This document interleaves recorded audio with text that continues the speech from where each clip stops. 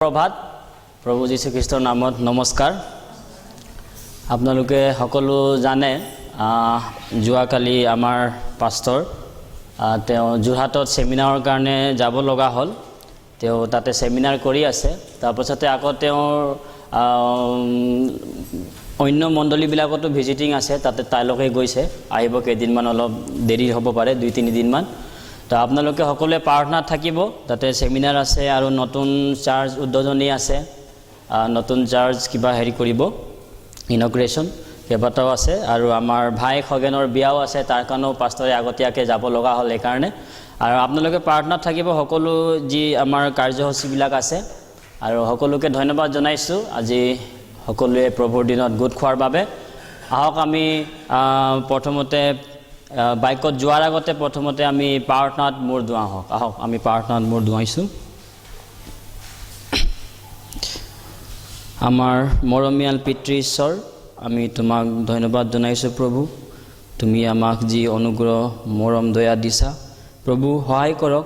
তুমি যি কাৰণত আমাক অনুগ্ৰহ দি আছা, মৰম কৰি আছা, সেই সকলোবিলাক যাতে আমি জানিব পাৰোঁ আৰু তুমি বিচৰাৰ দৰে আমি কাৰ্য কৰিব পাৰোঁ প্ৰভু, আমাক সহায় কৰক, আশীৰ্বাদ দান কৰক। আমাৰ যিমান মণ্ডলী আছে ভাৰতত হওক বা অন্য দেশতে হওক, সকলোকে তুমি সহায় কৰক, আশীৰ্বাদ দান কৰক, যাতে যি অনুগ্ৰহ বাৰ্তা, মৰমৰ বাৰ্তা, যাৰ যোগেদি মানুহে নৰকৰ মানুহ স্বৰ্গত যাব পাৰে, য'ত প্ৰচাৰ হৈ আছে, সেই সুবাৰ্তা তুমি সকলোকে সহায় কৰক, আশীৰ্বাদ দান কৰক, যাতে অতি শীঘ্ৰে তুমি ঘূৰি অহাৰ আগতেই যাতে গোটেই প্ৰচাৰ কৰি শেষ হ'ব পাৰে, যাতে বাদ নপৰিব বাকী থকা মানুহবিলাক প্ৰভু সহায় কৰক, আশীৰ্বাদ দান কৰক। আৰু আমাৰ গুৱাহাটী কেন্দ্ৰীয় মণ্ডলীৰ যিমান আমি ভাই ভনীবিলাক আছোঁ প্ৰভু, আমাকো জ্ঞান বুদ্ধি সহায় কৰক, আশীৰ্বাদ কৰক। তোমাৰ ইচ্ছাৰ মতে যাতে আমি জানিব পাৰোঁ, চলিব পাৰোঁ। আৰু অনেক হেৰুৱা আত্মা আমাৰ ওচৰে পাজৰে আছে, তেওঁবিলাকক যাতে আমি সুবাৰ্তা প্ৰচাৰ কৰিব পাৰোঁ প্ৰভু, দয়া কৰক, আশীৰ্বাদ দান কৰক। যিসকল আহি আছে তেওঁলোকক সহায় কৰক, ভালে কুশলে লৈ আহক। আৰু যিসকল বেমাৰ আজাৰত বহি আছে বা আহিব পৰা নাই প্ৰভু, তেওঁলোকক সহায় কৰক, দয়া কৰক।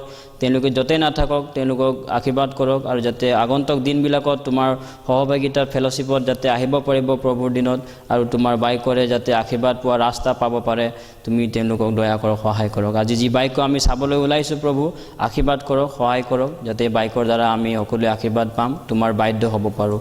বাকী সকলো সময় তোমাৰ হাতত ৰাখিছোঁ, তুমি সকলোকে পবিত্ৰ আত্মাৰে নিয়ন্ত্ৰণ কৰি চলাই লৈ যোৱা। এই প্ৰাৰ্থনা প্ৰভু যীশুৰ নামত খুজিছোঁ, আমেন। ঠিক আছে।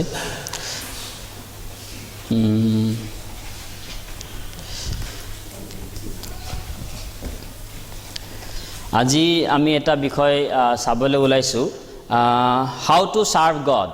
ঈশ্বৰক কি ধৰণে আমি সেৱা কৰিম বা কেনেকুৱা সেৱা কৰিব লাগে। একচুৱেলি এই পৃথিৱীত বহুত তেনেকুৱা মানুহ আছে, তেওঁবিলাকে ঈশ্বৰক, সকলোৱে ঈশ্বৰৰ নামটো ভাল পায়, ঈশ্বৰক সেৱা কৰিব বিচাৰে, নহয় জানো, ঈশ্বৰক গৌৰৱ কৰিব বিচাৰে।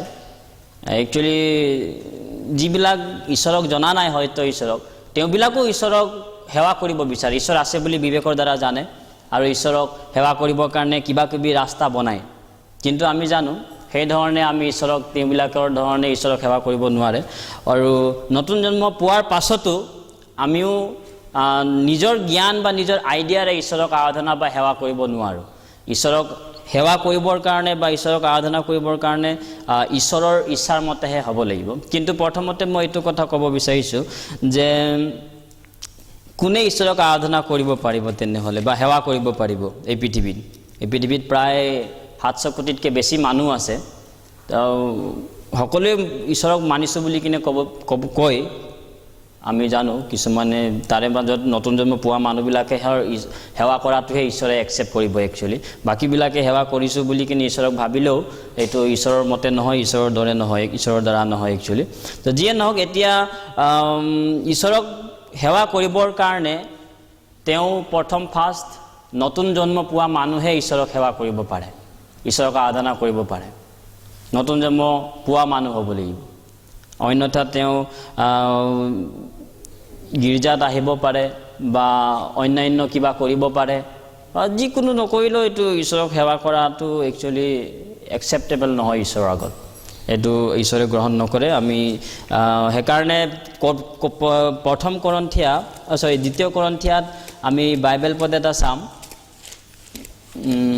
দ্বিতীয় কৰন্থিয়া 13 অধ্যায়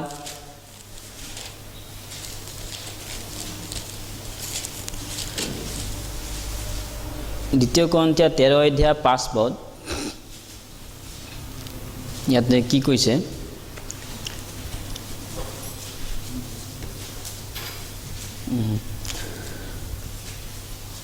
মই পঢ়িছো শুনিব তোমালোক বিশ্বাসত আছানে দ্বিতীয় কৰন্থিয়া 13 অধ্যায় 5 পদ তোমালোকে বিশ্বাসত আছানে নাই তাক জানিবলৈ নিজৰ পৰীক্ষা কৰা আৰু নিজৰ প্ৰমাণ চোৱা নতুবা তোমালোক নিজৰ বিষয়ে নাজানা নেকি যে যীশুখ্ৰীষ্ট তোমালোকৰ অন্তৰত আছে নাথাকিলে তোমালোক অপ্ৰমাণিত লোক মানে ডিসকুৱালিফাইড বুলি কিনে কৈছে ইংলিছত ডিসকুৱালিফাইড একচুয়ালি পৃথিৱীত বহুত মানুহ আছে তেবিলাক ঈশ্বৰৰ আগত ডিসকুৱালিফাইড হয় ডিসকুৱালিফাইড ঈশ্বৰক তেবিলাক ঈশ্বৰৰ আগত ডিসকুৱালিফাইড হয় একচুয়ালি তো এই কাৰণে তেবিলাক ঈশ্বৰক সেৱা কৰিব নোৱাৰে একচুয়ালি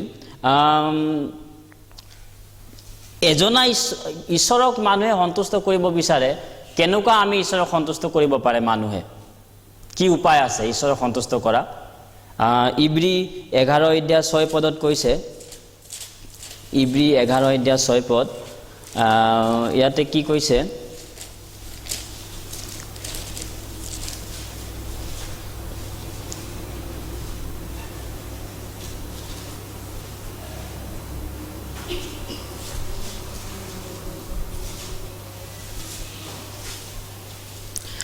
ইব্ৰী 11 অধ্যায় 6 পদত কৈছে কিন্তু বিনা বিশ্বাসেৰে ঈশ্বৰক সন্তুষ্ট কৰা অসাধ্য কিয়নো ঈশ্বৰ যে আছে আৰু তেওঁ যে তেওঁক বিচাৰ লোকক পুৰস্কাৰ দিওতা হয় ইয়াকে তেওঁ ওচৰত চপা মানুহে বিশ্বাস কৰিব লাগে ইয়াতে কি কৈছে ঈশ্বৰক কেনেকুৱা সন্তুষ্ট কৰিব পাৰে এজন মানুহে এজন ব্যক্তিয়ে কৰ্মৰ দ্বাৰা নহয় বিশ্বাসৰ দ্বাৰা সেইকাৰণে বহুত মানুহে যিহুদীবিলাকে ভুল বুজিছিলে একচুয়ালি সেইকাৰণে তেওঁলোকে বহুত ধৰ্ম কৰ্ম অন্যান্য বহুত কাম কাজ কৰিব বিচাৰিছিলে কিন্তু তেওঁলোকে সেই ধৰণে ঈশ্বৰক এই ধৰণে যে ঈশ্বৰে কিবা মানুহে ঈশ্বৰক সন্তুষ্ট কৰিব নোৱাৰে তেওঁলোকে বুজি নাপালে ঈশ্বৰক সন্তুষ্ট কৰা একমাত্ৰ উপায় আছে কি বিশ্বাসৰ দ্বাৰা আমি কিবা কবি কৰি কিনে ঈশ্বৰক সন্তুষ্ট কৰিব নোৱাৰে কিন্তু ঈশ্বৰ যে আছে তেওঁ যে তেওঁ বিচাৰ আমাৰ লোকক পুৰস্কাৰ দিওতা হয় ইয়াকে তেওঁ ওচৰত চপা মানুহে বিশ্বাস কৰিব লাগে ফাৰ্ষ্ট প্ৰায়োৰিটিতে প্ৰথম ঈশ্বৰক সন্তুষ্ট কৰাটো বিশ্বাসৰ দ্বাৰা আপোনাৰ মোৰ হেতু অন্তত থকা উচিত সেইকাৰণে এতিয়া কথাটো হ'ল যে বিশ্বাস কৰ পৰা আহিব ঈশ্বৰৰ বাক্যৰ শুনাৰ দ্বাৰা এতিয়া বহুতে বিশ্বাস কৰিছে মই এতিয়া কিবাৰ কথাটো কম বহুত তেনেকুৱা ডিসকুৱালিফাইড মানুহ আছে কিয় তেবিলাক ডিসকুৱালিফাইড যদিও কিছুমান বিশ্বাসী হয় ঈশ্বৰৰ তাৰ পাছতো ডিসকুৱালিফাইড কিয় হয় কাৰণ তেবিলাক নতুন জন্ম নোপোৱা হয়তো হয় কিছুমান নোপোৱা হয় একচুয়ালি কাৰণ বাইবেলে কৈছে বিশ্বাস তো কৰে ঈশ্বৰৰ প্ৰতি বিশ্বাস আছে কিন্তু এটো কথা আমি জনা উচিত অকল বিশ্বাসৰ দ্বাৰাই মানুহ হয় স্বৰ্গত যাবৰ কাৰণে আপুনি মই ঈশ্বৰক বিশ্বাস কৰিব লাগিব হয় কিন্তু অকল ঈশ্বৰক অকল হেতুৱে ঠিক নহয় আৰু কিবা এটা বাকি আছে কৰিবলগীয়া এটো যিহুদীবিলাকে নাজানিছিল এতিয়া বহুত মানুহ একচুয়ালি নাজানে সেইকাৰণে বহুত মানুহে নতুন জন্ম একচুয়ালি পোৱা নাই কিছুমানে ভাবে মই এজনা ঈশ্বৰক বিশ্বাস কৰিছো কিছুমানক যদি হুদু আপনি নতুন জন্ম পাইছেনে আমাৰ ইয়াতে সবে হুদে নতুন মানুহ পালে বা অন্য মানুহ পালে যে আপুনি নতুন জন্ম পাইছেনে তে বিলাই কয় হয় পাইছো কেনেকুৱা পাইছে মই ঈশ্বৰক বিশ্বাস কৰো বা মই অন্যান্য কিবা কবি কৰিছো এনেকুৱা তেনেকুৱা এইবিলাকৰ দ্বাৰা তেওঁ ক'ব বিচাৰে যে হি নতুন জন্ম পোৱা হয় বুলি কিনে কিন্তু আমি এটো কথা জনা উচিত যে নহয় অকল এই ধৰণে মাত্ৰ সিম্পলি আমি ঈশ্বৰক বিশ্বাস কৰি নতুন জন্ম পাব নোৱাৰে সেইকাৰণে এটো কথা আমি জানো যাকোব 2 অধ্যায় 19 পদত কি কৈছে যে এজনা ঈশ্বৰ আছে বুলি তুমি বিশ্বাস কৰিছানে ভাল কৰিছা আৰু ভূতবিলাকো বিশ্বাস কৰে আৰু ভয়তে চিঞৰে তাৰ মানে এতিয়া চাওক এজনা ঈশ্বৰ আছে আপুনি বুলি বিশ্বাস কৰিছে সেই বুলি আপুনি স্বৰ্গত যাব পাৰে নেকি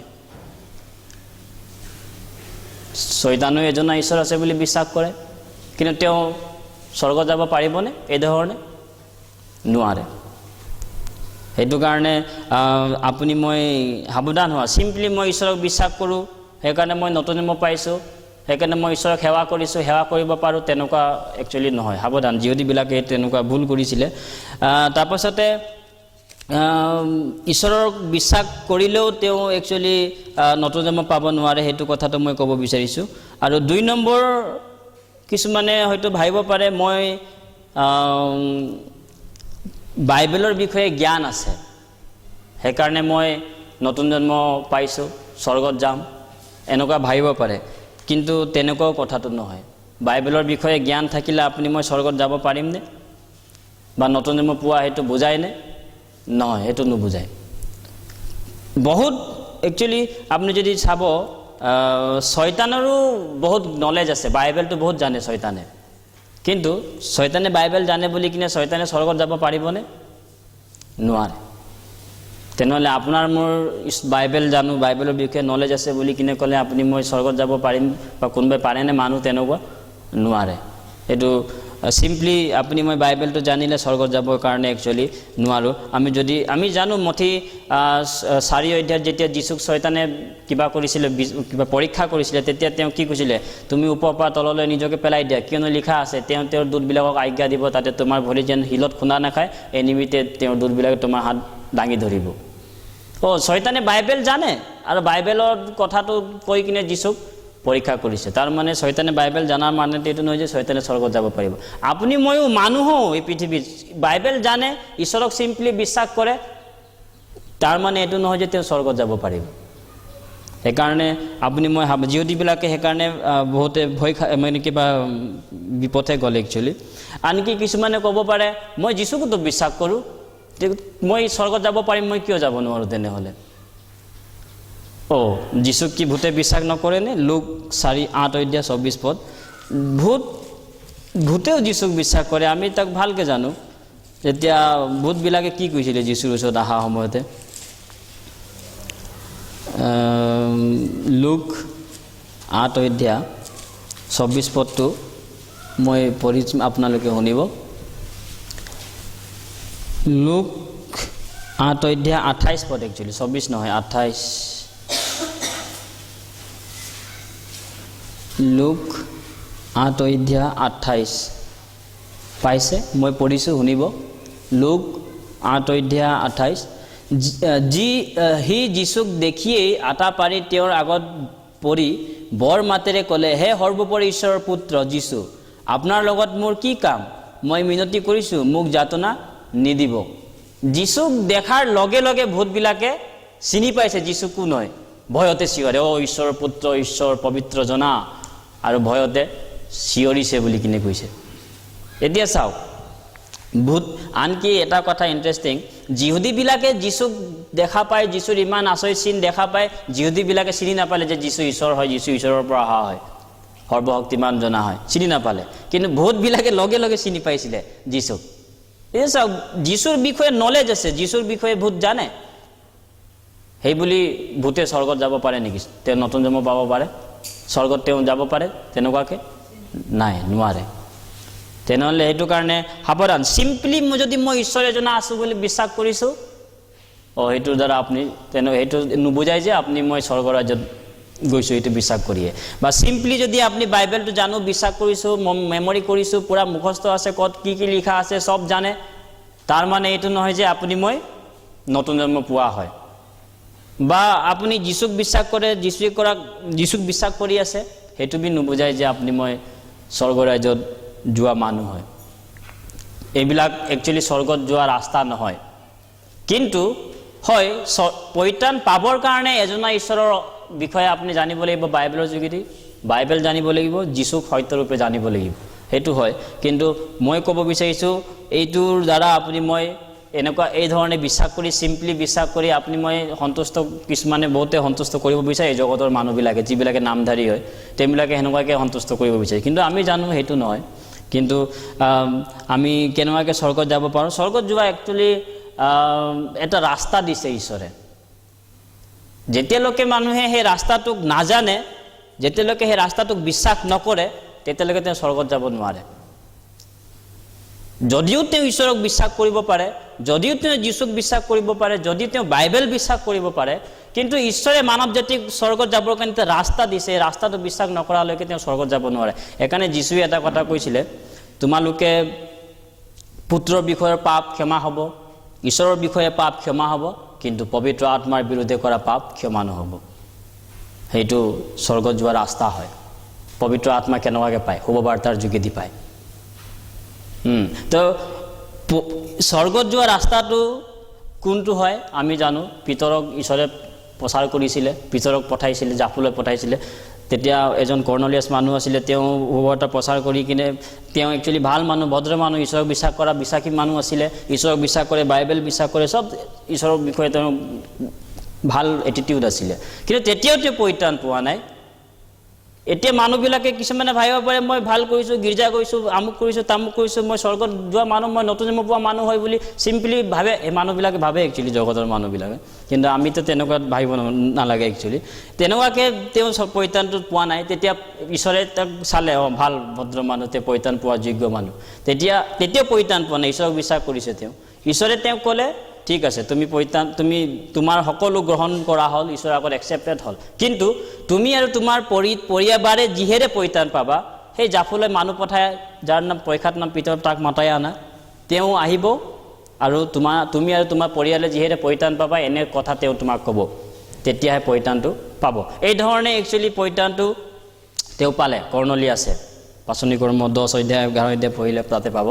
যিয়ে নহওক, পৰিত্ৰাণ পোৱা ৰাস্তাটো কিবা এটা কৰা বা চিম্পলি বিশ্বাস কৰা এইটো নুবুজায়। সেইকাৰণে যীশুৱে আগতীয়াকৈ কৈছে, যেতিয়ালৈকে শুভবাৰ্তাটোক নাজানে, ঈশ্বৰে কি কাম কৰিলে মোৰ কাৰণে, ঈশ্বৰে কি কৰিলে, যীশুৱে কি কৰিলে, অনন্ত মুক্তি, গস্পেলটো এইটোৱে। গস্পেল মানে শুভবাৰ্তা মানে কি? শুভবাৰ্তা মানে কি? মই কি কাম কৰিলোঁ ঈশ্বৰক, মই কিমান গীৰ্জা গ'লোঁ, কিমান ভাল কাম কৰিছোঁ, কিমান দান দশমাক দিছোঁ, সেইটো গস্পেল নহয়। গস্পেল মানে কি?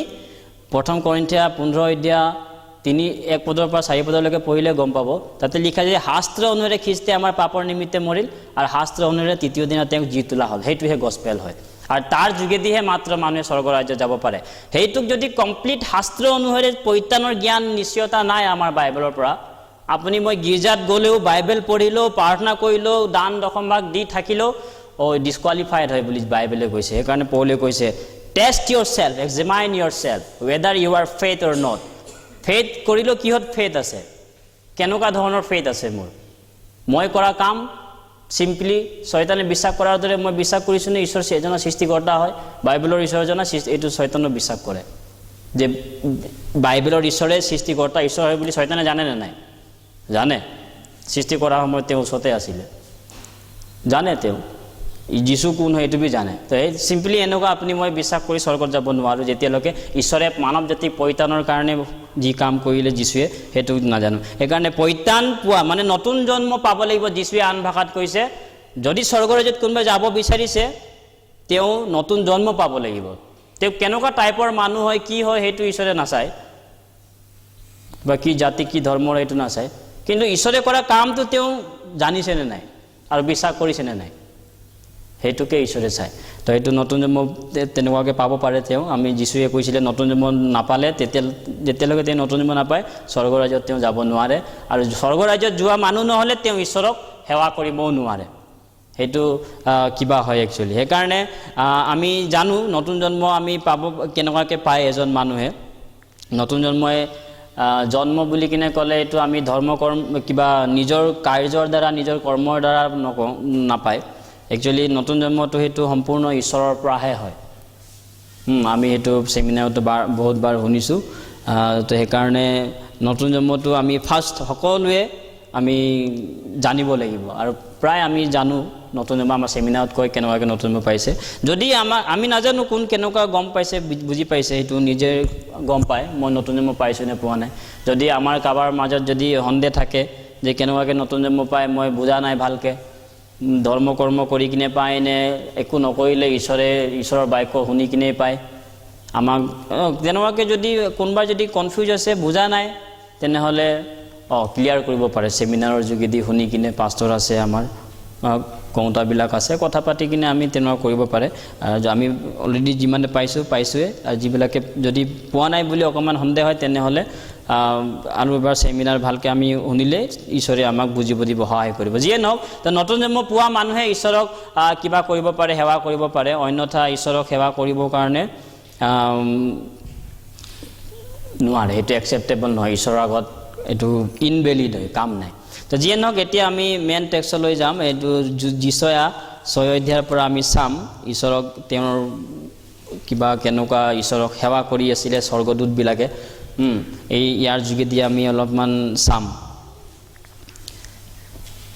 নতুন জন্ম পোৱা বিলাকে ঈশ্বৰক সেৱা কৰিব পাৰে তেতিয়া নতুন জন্ম পোৱা বিলাক আমি বিলাক কেনেকুৱাকৈ ঈশ্বৰক সেৱা কৰিব লাগে এই যোছেয়া 6 অধ্যায় 1 পদৰ পৰা 3 পদ পেজ নম্বৰ 769 আৰু 70ত আছে 69 70 যিছয়া 6 নম্বৰ 1 পদৰ পৰা 3 পদ মই পঢ়িছো শুনিব উজিয়া ৰজাৰ মৃত্যুৰ হোৱা বছৰত মই প্ৰভুক এখন উচ্চ আৰু উন্নত সিংহাসনত বহি থকা দেখিলো তেওঁৰ ৰাজবস্ত্ৰৰ আচলে গোটেই মন্দিৰ জুৰি লৈছিল তেওঁৰ ওচৰৰ উচ্চ স্থানত চিৰাপবিলাক থিয় হৈ আছিল তেওঁবিলাক প্ৰতিজনৰ ছখন দেউকা আছিল তেওঁবিলাকে তাৰে দুখেনেৰে নিজ মুখ ঢাকে দুখেনেৰে চৰণ ঢাকে আৰু দুখেনেৰে উৰি যায় ইয়াতে এই সেৰাফিম বুলি কিনে কৈছে চিৰাপবিলাক স্বৰ্গদূতবিলাক তেওঁবিলাকে কেনেকুৱাকৈ ঈশ্বৰক সেৱা কৰিছে এটো ইয়াতে একচুয়ালি বুজাইছে আমি তাৰ বিষয়ে আমি ইয়াৰ যোগেদি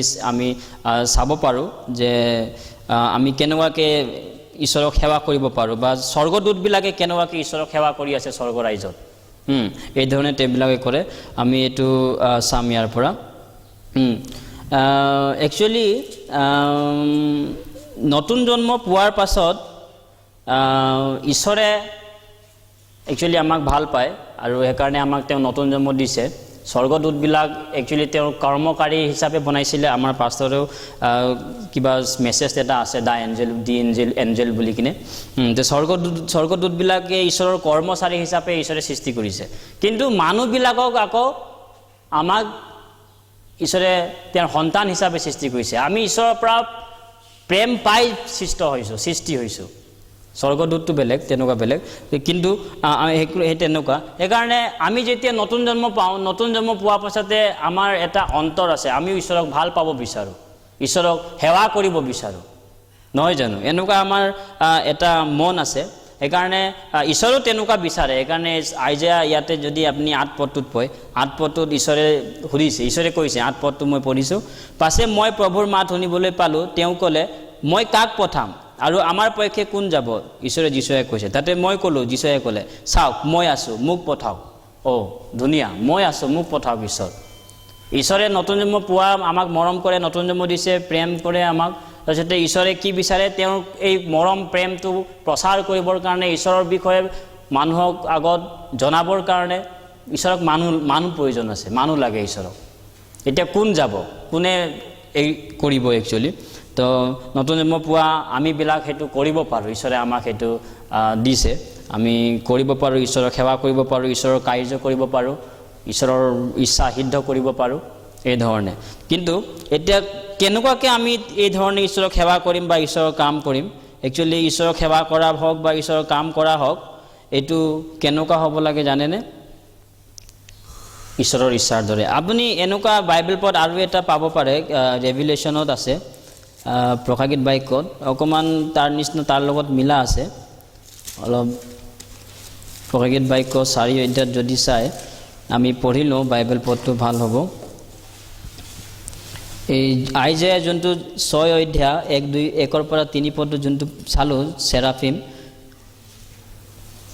বা চিৰাপবিলাক এইটো ইয়াতো সেম এনেকুৱা সিমিলাৰ আছে এইটো জন্তুটোৰ এইটো প্ৰাণীটোৰ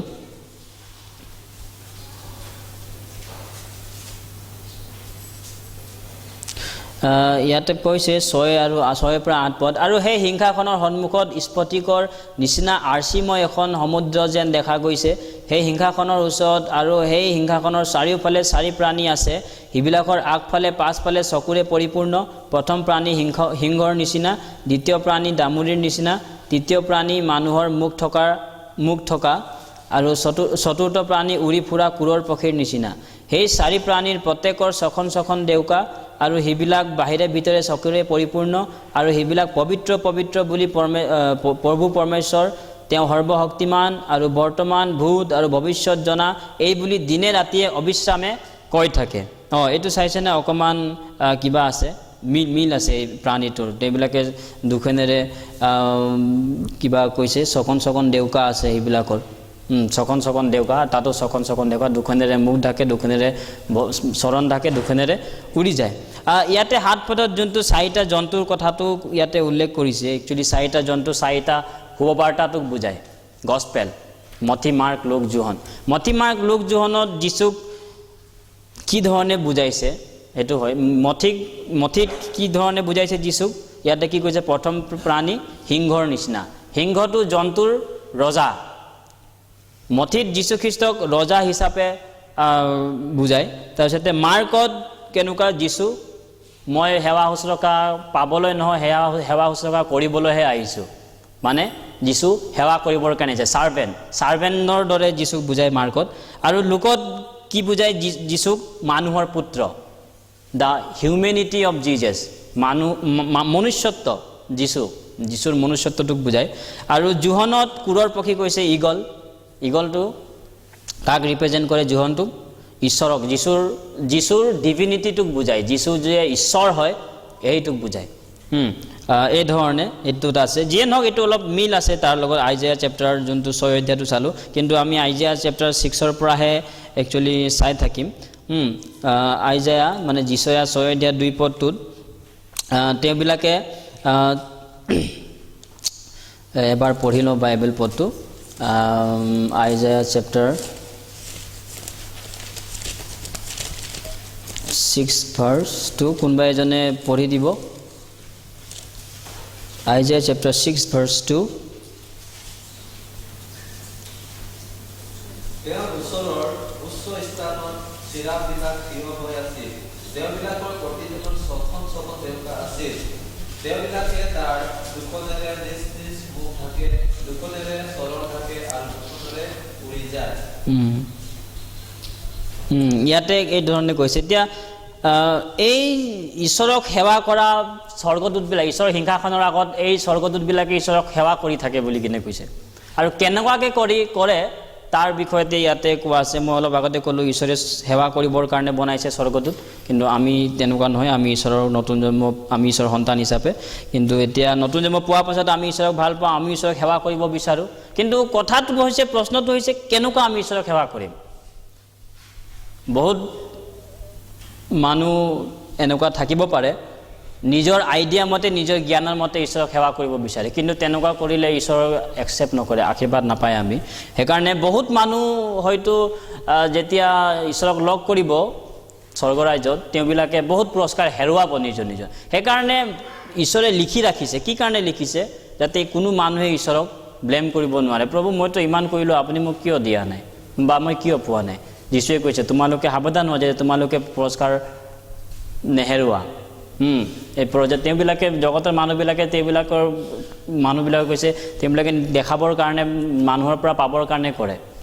আৰু কিছুমান মানুহ কৈছে এই পৃথিৱীটো কিছুমান আমি নতুন পোৱাও যদি হওঁ, কিছুমানে কয় এই পৃথিৱীতে পাবৰ কাৰণে, মানুহক দেখাবৰ কাৰণে কৰে। যীশুৱে কৈছে তেওঁবিলাকৰ পুৰস্কাৰ পালেই আৰু নাপায়। তেওঁবিলাকে যিহুদাত কৈছে যে তোমালোকে যেন যি কৰা তাৰ যেন একোকে নেহেৰুৱা, তাৰ কাৰণে সাৱধান হোৱা বুলি কিনে কৈছে। কাৰণ আমি যি কৰোঁ হেৰাবও পাৰোঁ, মানে পুৰস্কাৰ নাপাব পাৰোঁ, সেইটো কৈছে। নতুন জন্ম পোৱা মানুহটো নৰকত নাযায়, কিন্তু পুৰস্কাৰৰ কথাটো কৈছোঁ। যদি আমি ঈশ্বৰৰ ইচ্ছাৰ মতে, ঈশ্বৰৰ দৰে যদি আমি ঈশ্বৰক সেৱা নকৰোঁ, তেনেহ'লে হয়তো আপুনি মই একো নাপাব পাৰোঁ। আমি জানো প্ৰেমেৰে আমি যদি ঈশ্বৰক প্ৰেম কৰি কিনে যদি নকৰোঁ, ভাই ভনীবিলাকক প্ৰেম কৰি কিনে যদি নকৰোঁ, প্ৰেমৰ দ্বাৰা যদি নকৰা নহয়, 1 Corinthians 13 অধ্যায়ত কৈছে, তেতিয়াহ'লে সকলো মিনিংলেছ। তো যিয়ে নহওক, ইয়াতে আমি চাম প্ৰথম কথাটো। এতিয়া স্বৰ্গদূতবিলাকে ঈশ্বৰক সেৱা কৰে, কি বুজায়? প্ৰথমটো তেওঁবিলাকে নিজৰ মুখটোক ঢাকে বুলি কিনে কৈছে। মুখটোক ঢাকি কিনে ঈশ্বৰক সেৱা কৰি আছে। কেনেকুৱা এইটো মুখটোক ঢাকি কিনে সেৱা কৰিব? মুখটোক ঢাকাটোক কি বুজায়? একচুৱেলি মুখটোক ঢাকাটোক নম্ৰতাটোক বুজায়, হিউমিলিটিটোক বুজায়। নম্ৰ যেতিয়া আমি ঈশ্বৰক সেৱা কৰিব বিচাৰোঁ, মণ্ডলীত আহোঁ, চাৰ্চত আহোঁ বা অন্য যিয়ে নকৰোঁ, ঈশ্বৰক যদি সেৱা কৰিব আমি বিচাৰোঁ, উই শুড বি হাম্বল, নম্ৰ হ'লেহে আমি ঈশ্বৰক সেৱা কৰিব পাৰোঁ। অহংকাৰীবিলাক ঈশ্বৰৰ ঘিণ লগা, ঈশ্বৰে অহংকাৰীবিলাকক ভাল নাপায়। তে এইটো নম্ৰতাটো বুজায় একচুৱেলি, যে প্ৰথম যিজন চেৰাফিমবিলাকে মুখটোক ঢাকে, ঈশ্বৰৰ আগত তেওঁবিলাক নম্ৰ হয়, জানেনে? ঈশ্বৰে যি কয় তাক মানে, যি কয় তাক শুনে। আপুনি মই কেনেকুৱা তেনেহ'লে ঈশ্বৰক সেৱা কৰোঁ বুলি কিনে কওঁ, আপোনাৰ মোৰ কেনেকুৱা আছোঁ তেনেহ'লে? আমি হয় নম্ৰ হোৱা উচিত ঈশ্বৰৰ আগত। আমি এইটো কথা গম পাওঁ, আমি যেতিয়া আগতে চিনেমাবিলাকত চাওঁ বা সঁচাকৈ যেতিয়া ৰজাবিলাক আহিছিলে না, ৰজা যেতিয়া আহে তেতিয়া কেনেকুৱা আছিলে? প্ৰজাবিলাকে কি কৰিছিলে? প্ৰজাবিলাকে আঁঠুগাৰি এনেকুৱা মূৰ দোৱাইছিলে। কিয়? কাৰণ প্ৰজাবিলাক ৰজাক চোৱাৰ যোগ্য নহয়, একচুৱেলি যোগ্য নাই। সেইকাৰণে প্ৰজাই ৰজাৰ আগত চকু ৰজাক চাব নোৱাৰে, চকু চালেও দিগদাৰ আছে। তাৰমানে কি বুজায়? ৰজাৰ আগত প্ৰজা নম্ৰ হ'ব লাগে, সেইটোক বুজায়। ৰজাৰ যোগ্য নহয় প্ৰজাবিলাক ৰজাৰ আগত চকুৱে কথা পতা বা কিবা কৰা, নহয় জানো? তেনেহ'লে আমাৰ ৰজা কোন হয়? আমাৰ ৰজা ঈশ্বৰ, আমাৰ ৰজা প্ৰভু যীশু আমাৰ ৰজা হয় বুলি কিনে কৈছে। তেওঁ ৰজাৰো ৰজা হয়। গীতমালা 47:4 কৈছে, 7 কৈছে, 47:7 কৈছে যে ঈশ্বৰ সকলো পৃথিৱীৰ ৰজা বুলি কিনে কৈছে। আমাৰ ৰজা ঈশ্বৰ হয়। তেনেহ'লে যদি ঈশ্বৰ আমাৰ ৰজা হয়, তেনেহ'লে আমি ঈশ্বৰৰ আগত নম্ৰ হোৱাটো উচিত হয় নে নহয়? হয়, আমি নম্ৰ হোৱা উচিত। কাৰণ একচুৱেলি আমি যেনেকুৱা মই ক'লোঁ, ৰজাক চকুৱে চোৱা যোগ্য নহয় প্ৰজাই, তেনেকুৱা আমিও ঈশ্বৰৰ আগত ঈশ্বৰক চোৱা যোগ্য নহয় নে কি বুলি ভাবে? আমি যোগ্য নেকি ঈশ্বৰক চোৱা? ঈশ্বৰৰ কাৰণে আমি যোগ্য, যথেষ্ট যোগ্য, বহুত আমি ঈশ্বৰৰ কাৰণে এবিলিটি আছে, বহুত যোগ্য আছোঁ আমি? নহয়। আমি নম্ৰ মানুহবিলাকে গম পায়, নহয় প্ৰভু মই একো যোগ্য নাই তোমাৰ আগত, মইতো অবাধ্য, এই আদমৰ বংশত জন্ম কৰি জলৰ দৰে পাপ পান কৰোঁতা হয়। তোমাৰ দৃষ্টি, তোমাক চকু কি, তোমাৰ মণ্ডলীত থিয় হোৱাৰ মোৰ যোগ্য নাই, মই একো কৰাই পৃথিৱীত যোগ্য নাই, তোমাৰ অনুগ্ৰহৰ কাৰণেহে এইটো হৈছে প্ৰভু। এইটো হয়, আমি ঈশ্বৰৰ আগত যোগ্য নহয়, কিন্তু ঈশ্বৰে অনুগ্ৰহ দিছে, নহয় জানো? সেইকাৰণে আমি ঈশ্বৰক চোৱা যোগ্য নহয়, সেইকাৰণে নম্ৰ হ'ব লাগে আমি। আমাক ঈশ্বৰে সুযোগ দিছে, আমাক ঈশ্বৰে শক্তি দিছে বুলি কিনেহে আমি যি কৰিছোঁ পাৰিছোঁ, অন্যথা আমি একো কৰিব নোৱাৰোঁ একচুৱেলি ঈশ্বৰৰ অবিহনে। সেইকাৰণে আমি নম্ৰ হ'লে ঈশ্বৰে নম্ৰবিলাকক ভাল পায়, একচুৱেলি প্ৰেম কৰে নম্ৰবিলাকক। অহংকাৰীবিলাকক কিন্তু ঈশ্বৰে প্ৰতিৰোধ কৰে বুলি কিনে কৈছে, কিন্তু নম্ৰবিলাকক অনুগ্ৰহ দান কৰে বুলি কিনে কৈছে। সেইকাৰণে যদি নম্ৰ হ'লে একচুৱেলি নম্ৰবিলাকৰ যোগেদি ঈশ্বৰে বহুত কাম কৰিব পাৰে আৰু বহুত কাম কৰিবও বিচাৰে। যদি নম্ৰ আমি হওঁ, বহুত ঈশ্বৰে কাম কৰিব পাৰে আমাৰ যোগেদি। যদি আমি মনত যদি অহংকাৰ কৰি থাকোঁ, অহংকাৰ যদি থাকে, তেনেহ'লে একচুৱেলি নহওঁ। সেইকাৰণে আমি কিয় নম্ৰ হোৱা উচিত? আমি ঈশ্বৰৰ আগত যোগ্য নহয় একচুৱেলি, সেইকাৰণে আমি নম্ৰ হোৱা উচিত। আপুনি যদি চাওঁ, গোটেই সৃষ্ট বস্তু ঈশ্বৰৰ আগত নম্ৰ হয়, আমি এইটো জনা উচিত। গোটেই সৃষ্ট বস্তু নম্ৰ হয়, ঈশ্বৰৰ নম্ৰ হোৱাৰ কাৰণে ঈশ্বৰৰ বাধ্য হয়, ঈশ্বৰে যি কয় তাক কৰে। আমি চেৰাফিমবিলাকক চালোৱে, মানে স্বৰ্গদূতবিলাকক চালোৱে। অকল সেয়াই নহয়, এই জগতৰ সকলো বস্তুবিলাক, যীশুৱে কৈছিলে ধুমুহা বতাহ ৰখি যোৱা, লগে লগে ৰখি গৈছে। চবে হেৰি কৰে। একচুৱেলি যেতিয়া আমি চবেই স্বৰ্গৰাজ্যত যাম, সকলোৱে তেনেকুৱা কৰিম একচুৱেলি। ঈশ্বৰৰ আগত নম্ৰ হ'ম, কিন্তু এই পৃথিৱীত থকা সময়তো আমাক ঈশ্বৰে নম্ৰ হোৱাটো ঈশ্বৰে বিচাৰে। আমি ৰেভিলেশ্যন এটা বাইবেল পদ চাম। ৰেভিলেশ্যন মানে হিতুপদেশ 4 অধ্যায়, প্ৰভাগীত বাক্য 4 অধ্যায়, প্ৰভাগীত বাক্য 4 অধ্যায় 10 আৰু 11 পদ।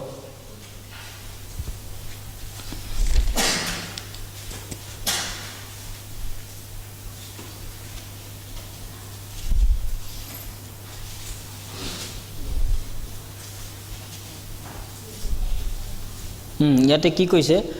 তেতিয়াৰ পৰা আছে, তেতিয়াৰ পৰাটো হয়, এতিয়া 10 পদটো দিয়া নাই, ৰেভিলেশ্যন 4 অধ্যায় 9-10টো দিয়া নাই, এই তেতিয়াৰ পৰাটোহে হয়। 10 পদটো তেতিয়া সেই 24 জন বৃদ্ধ লোকে সেই সিংহাসনত বহা জনাৰ আগত পৰি সদা সৰ্বদাই জীয়াই থকা জনাৰ আগত প্ৰণিপাত কৰি সেই সিংহাসনৰ আগত নিজ নিজ কিৰীতি পেলাই ক'ব, হে আমাৰ প্ৰভু ঈশ্বৰ, তুমিয়ে প্ৰশংসা, সমাদৰ আৰু পৰাক্ৰম পোৱাৰ যোগ্য, কিয়নো তুমিয়ে সকলোকে সৃজিলা আৰু তোমাৰ ইচ্ছাৰ কাৰণে সেই সকলো সৃষ্ট হ'ল। ইয়াতে বুজি পাইছেনে কথাটো? 24 জন বৃদ্ধ লোক, 24 জন বৃদ্ধ লোকটো কাক বুজায়? 12 জন বৃদ্ধ লোকটো পুৰণা নিয়মৰ নতুন জন্ম পোৱা মানুহক বুজায়, আৰু 12 জন বৃদ্ধ লোকটো নতুন জন্ম পোৱা মানে নতুন নিয়মত নতুন জন্ম পোৱা মানুহবিলাকক বুজায়, মানে সকলো নতুন জন্ম পোৱা মানুহবিলাকক বুজায়। তেওঁবিলাকে কি কৈছে ইয়াতে? সেই সিংহাসনত বহি থকা জনাৰ আগত সদা সৰ্বদাই জীয়াই থকা জনৰ, ঈশ্বৰ সদা সৰ্বদাই জীয়াই থকা জন ঈশ্বৰ হয়, প্ৰণিপাত কৰি তেওঁৰ সিংহাসনৰ আগত নিজ নিজ কীৰ্তি পেলাই ক'ব। একচুৱেলি আমি যিমান নতুন জন্ম পোৱা মানুহবিলাক আছোঁ স্বৰ্গৰাজ্যত, ঈশ্বৰৰ আগত আমি কি ক'ম? আমি জানো ঈশ্বৰে কৈছে কীৰ্তি পাব, ভাল বাধ্য জীৱন কৰাবিলাকে ঈশ্বৰৰ ইচ্ছামতে ঈশ্বৰৰ সেৱা কৰাবিলাক, সুবাৰ্তা প্ৰচাৰ কৰাবিলাক ঈশ্বৰৰ কীৰ্তি দিব, জীৱনৰূপ কীৰ্তি দিব, হয় নাই? বহুত ধৰণৰ মুকুট আছে, কীৰ্তি আছে। কিন্তু যেতিয়া ঈশ্বৰৰ আগত থিয় হ'ব তেতিয়া সকলো কীৰ্তিবিলাক পেলাই কিনে ক'ব, কি ক'ব? তুমিয়ে প্ৰশংসা, সমাদৰ আৰু পৰাক্ৰম পোৱাৰ যোগ্য। তেতিয়া সব আমি গম পাম। একচুৱেলি এতিয়াও গম পালেতো বেছি ভাল আছে।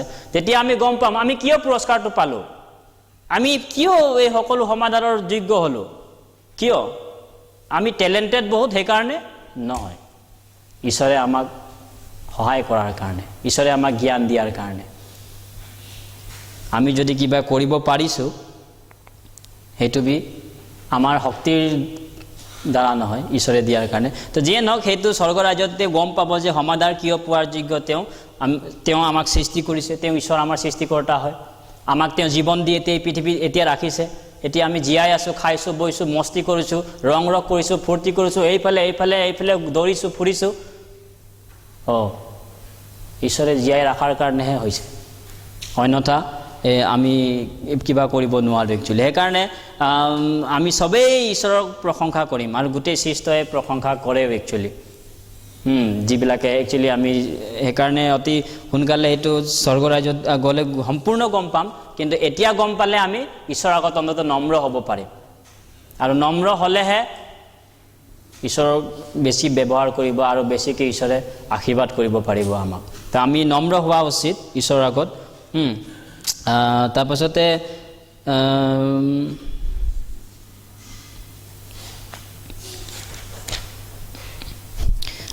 সেইকাৰণে সঁচা নম্ৰতাটো কাক বুজায়, কাক কয়? একচুৱেলি সঁচা নম্ৰ বুলি কিনে ক'লে যিজনে নিজক জানে, নিজৰ পজিশ্যনটো জানে, গম পায় মই কোন হওঁ, আৰু যেতিয়া গম পায় মই কাম নাই, মই মিনিংলেছ মানুহ, কিন্তু ঈশ্বৰৰ দয়াৰ কাৰণেহে মই যি হৈছোঁ বা যি কৰিব পাৰিছোঁ। তাৰপিছতে যদি কিবা নম্ৰ হ'লে সি কেতিয়াবা ভুল কৰিলেও কিবা থাকিলেও নিজকে কাৰেক্ট কৰিব বিচাৰে, শুধৰণি কৰিব বিচাৰে, ভাল কৰিব বিচাৰে। নম্ৰ মানুহৰ এইটো একচুৱেলি গুণ হয়, চিন হয়। তো সেইকাৰণে নম্ৰ হোৱা মানুহক ঈশ্বৰে ভাল পায়, আৰু তেওঁলোকে যেতিয়া হয়তো তাত চলিব পাৰিব। একচুৱেলি যেতিয়া নম্ৰ হ'ব ঈশ্বৰে বুজিব দিব, জানিব। সেইকাৰণে যীশু আমাৰ ৰজা হয়, আমি তেওঁৰ প্ৰজা হয়, আৰু প্ৰজাই ৰজাৰ আগত নম্ৰ হ'ব লাগে। আমি আমাৰ ৰজাৰ আগত নম্ৰ আছোনে, হৈছোনে? যীশুৰ আগত নম্ৰ হৈছোনে? ঈশ্বৰে কি কৈছে মণ্ডলীত, ঈশ্বৰে যি আদেশ দিছে আমাৰ জীৱনত, আমি তাক তেওঁ কৰাৰ মতে, তেওঁ আদেশ দিয়া মতে কৰিছোনে, নে অন্য কিবা কৰিছোঁ? একচুৱেলি ঈশ্বৰৰ মতে আমি কৰিব লাগে। সেইকাৰণে ঈশ্বৰে আমাক ইয়াতে কৈছে, ঈশ্বৰে যে আমাক সৃষ্টি কৰিলে লাষ্ট পাৰ্টত, 11 লাষ্ট পাৰ্টত, ইয়াতে তেওঁৰ ইচ্ছাৰে সৃষ্টি কৰিছে বুলি কিনে কৈছে। কিন্তু KJV ভাৰ্চনত কি কৈছে? তেওঁ নিজৰ সন্তুষ্টিৰ কাৰণে সৃষ্টি কৰিছে, তেওঁক সন্তুষ্ট কৰিবৰ কাৰণে। কলচীয়াতো কৈছে পৃথিৱীত দৃশ্য আছে, অদৃশ্য আছে, যি আছে সকলো তেওঁৰ দ্বাৰা আৰু তেওঁৰ নিমিত্তে ৰজা হ'ল। মানে পৃথিৱীত ঈশ্বৰে আমাক কিয় সৃষ্টি কৰিছিলে? ঈশ্বৰক সন্তুষ্ট কৰিবৰ কাৰণে, ঈশ্বৰক সেৱা কৰিবৰ কাৰণে, তেওঁৰ কাৰণে আমাক সৃষ্টি কৰা হ'ল। আমি নিজৰ ইচ্ছা বা নিজে কিবা কৰিবৰ কাৰণে নহয়। তো সেইকাৰণে আপুনি মই ঈশ্বৰক সেৱা কৰিব লাগে।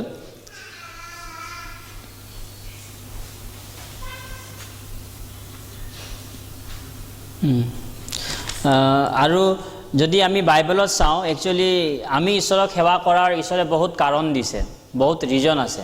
আমি জানো, মই ক'লোৱে অলপ আগতে, সৃষ্টিৰ কথাটো ক'লোঁ, তেওঁ সৃষ্টি দিছে, তেওঁ জীৱন দিছে, তেওঁ আমি খাইছোঁ বৈছোঁ, শক্তিত জীয়াই আছোঁ, জ্ঞান বুদ্ধি আছে, চব এইটো ঈশ্বৰে দিয়া হয়, আমাৰ নহয়। সেইকাৰণে আমি ঈশ্বৰক ধন্যবাদ দিব লাগে, গৌৰৱ কৰিব লাগে, ঈশ্বৰক সেৱা কৰিব লাগে।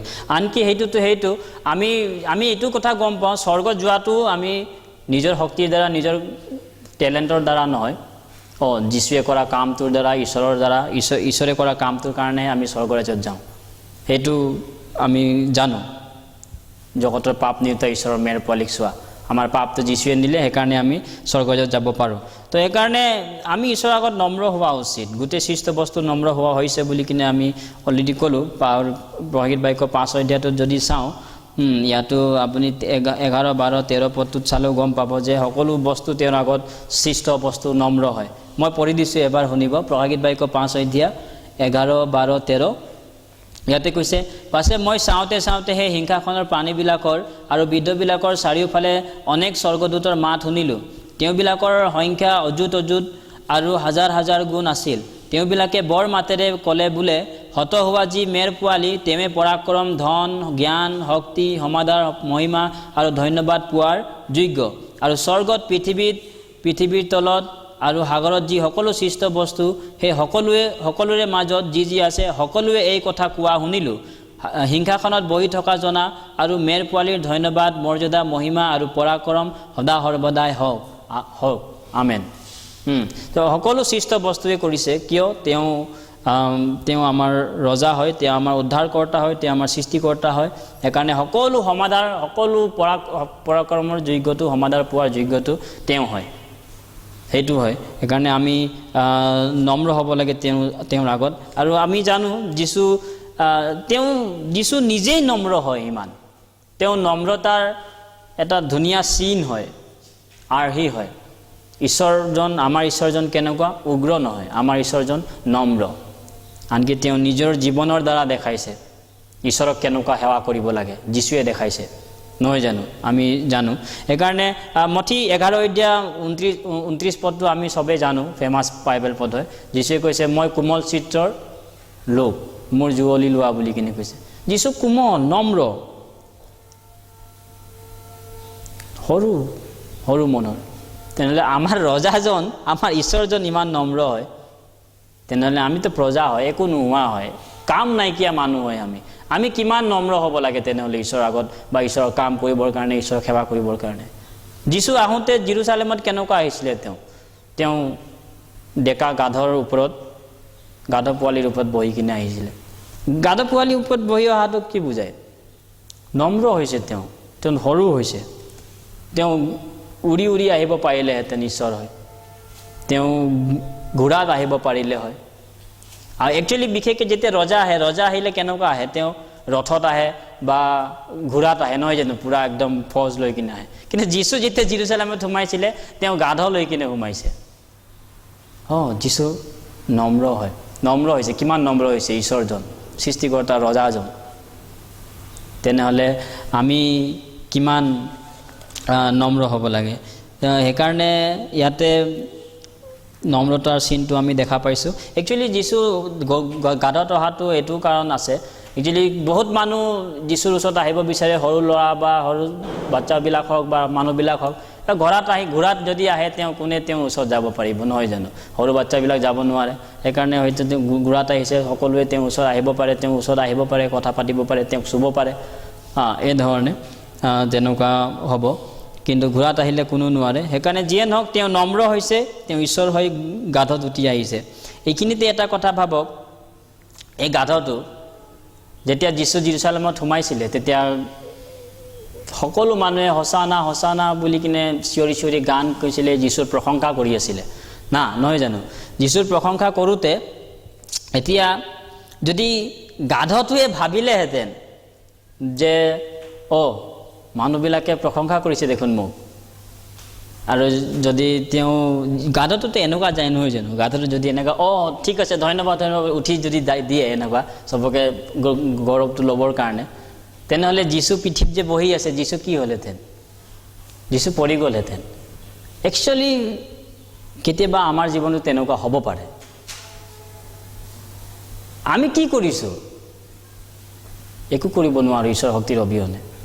কিন্তু যদি আমি সকলো গৌৰৱ প্ৰশংসাবিলাক যদি ল'ব বিচাৰোঁ, কিন্তু যীশুহে আমাৰ শক্তি দি কিনে আমাৰ যোগেদি কৰিছে, ঈশ্বৰেহে কৰিছে। মই অলপ আগতেই ক'লোঁ, এই পৃথিৱীত আমি ইয়াত বহি থকাটো আনকি আপোনাৰ শক্তিৰ দ্বাৰা আপুনি বহিব পৰা নাই। ঈশ্বৰে এলাও কৰিছে, ঈশ্বৰে শক্তি দিছে, সেইকাৰণে বহিছে। 1 ছেকেণ্ডো বহিব নোৱাৰে। তেনেহ'লে এইটো ঈশ্বৰৰ ক্ৰেডিট হয়, আপুনি যে ইয়াত বহিছে। আপুনি কিবা এটা ঈশ্বৰৰ কাৰণে কাম কৰিছে, সেইটো কোনে দিছে শক্তিটো? সেইটো ঈশ্বৰৰ হয়। সেইকাৰণে মই ক'লোঁ, সেই আমি সকলো যেতিয়া থিয় হ'ম স্বৰ্গৰাজ্যত, সকলোৱে কিৰীটিটো খুলি কিনে ক'ম, সেইটো পোৱাটোতো মই যোগ্যই নহয় ঈশ্বৰ, সকলো পৰাক্ৰম আদৰ সন্মানটোৰ আপুনি যোগ্য। সেইকাৰণে ইয়াতে কৈছে, তাতে আমি অনন্তকাল সেইটো কাৰণে এইটো কথা ক'ম। তো এইটো ঈশ্বৰৰ হয় নহয় জানো? আমি এইটো কৰিব নোৱাৰোঁ। তো এই গাধটোৱে যদি ল'ব বিচাৰে তেনেহ'লে যীশু পৰিব। আমিও যদি কিবা এটা কৰি কিনে যদি গৌৰৱটো প্ৰশংসাটো আমি ল'ব বিচাৰোঁ গীৰ্জাঘৰত মণ্ডলীত, তেনেহ'লে যীশু পৰি যোৱাৰ দৰে হ'ব। এই গাধটোৰ উঠি কিনে গৌৰৱটো লোৱাৰ দৰে হ'ব। আমি গাধটো হওঁ, যীশু আমাৰ ওপৰত বহি কিনে যায়, আৰু আমাৰ সকলো মৰ্যাদা প্ৰাপ্ত সকলো মৰ্যাদাটো যীশুৰ হয়, আমাৰ নহয়। সেইকাৰণে আমি কিবা এটা সৰু কাম কৰিলেও গৌৰৱ কৰিব বিচাৰোঁ, আমাৰ স্বভাৱ আছে। সেইকাৰণে আমি নম্ৰ হ'ব লাগে। নম্ৰ হ'লে আমি গম পাওঁ, প্ৰভু যদিও মই এইটো কাম কৰিছোঁ, কিন্তু তুমি সহায় নকৰিলে মই একো কৰিব নোৱাৰোঁ। প্ৰভু মই এইটো কৰিছোঁ, আপুনি দয়া নকৰিলে নোৱাৰোঁ। প্ৰভু তোমাৰ ধন্যবাদ হওক, মই যে এইটো কৰি কিনে তোমাক সন্তুষ্ট দিব পাৰিলোঁ। মই ক'লোঁ সন্তুষ্টৰ কাৰণে আমাক সৃষ্টি কৰিছে, মই কৰিলোঁ, তুমি সন্তুষ্ট হ'লা, থেংক ইউ প্ৰভু, ধন্যবাদ। তো সেইকাৰণে এই ধৰণে নম্ৰ মানুহে তেনেকুৱাকৈ কৰিব পাৰে। সেইকাৰণে আমি নম্ৰ হোৱাটো ঈশ্বৰে বিচাৰে। দাউদেও বহুত কাম কৰিছে। দাউদে এটা কথা কৈছিলে মোক, সেইটো এতিয়াও মনত আছে আৰু বহুত ভালো লাগে মোক। দাউদে যেতিয়া মন্দিৰ বনাব বিচাৰিছিলে, তেওঁ মন্দিৰ বনাব নোৱাৰিলে। একচুৱেলি তেওঁ ক'লে তোমাৰ সন্তানে বনাব। তাৰপিছতে কিন্তু দাউদে বনাবৰ কাৰণে চব ৰেডি কৰি দিলে চলোমনৰ, যি সোণ ৰূপ, তেওঁ নিজৰ পৰাও বহুত সোণ ৰূপ টকা দিলে। কিন্তু দাউদে এটা কথা কৈছে বংশাৱলীত, তেওঁ কি কথা কৈছে, তেওঁ যদিও দান দশমভাগ ঈশ্বৰক দিছে, তেওঁ কি কৈছে জানেনে? এটা ধুনীয়া কথা কৈছে তেওঁ, আমি জনা উচিত একচুৱেলি। প্ৰথম বংশাৱলী 29 অধ্যায়, প্ৰথম বংশাৱলী 29 অধ্যায়, ফাৰ্ষ্ট ক্ৰনিকেল 29,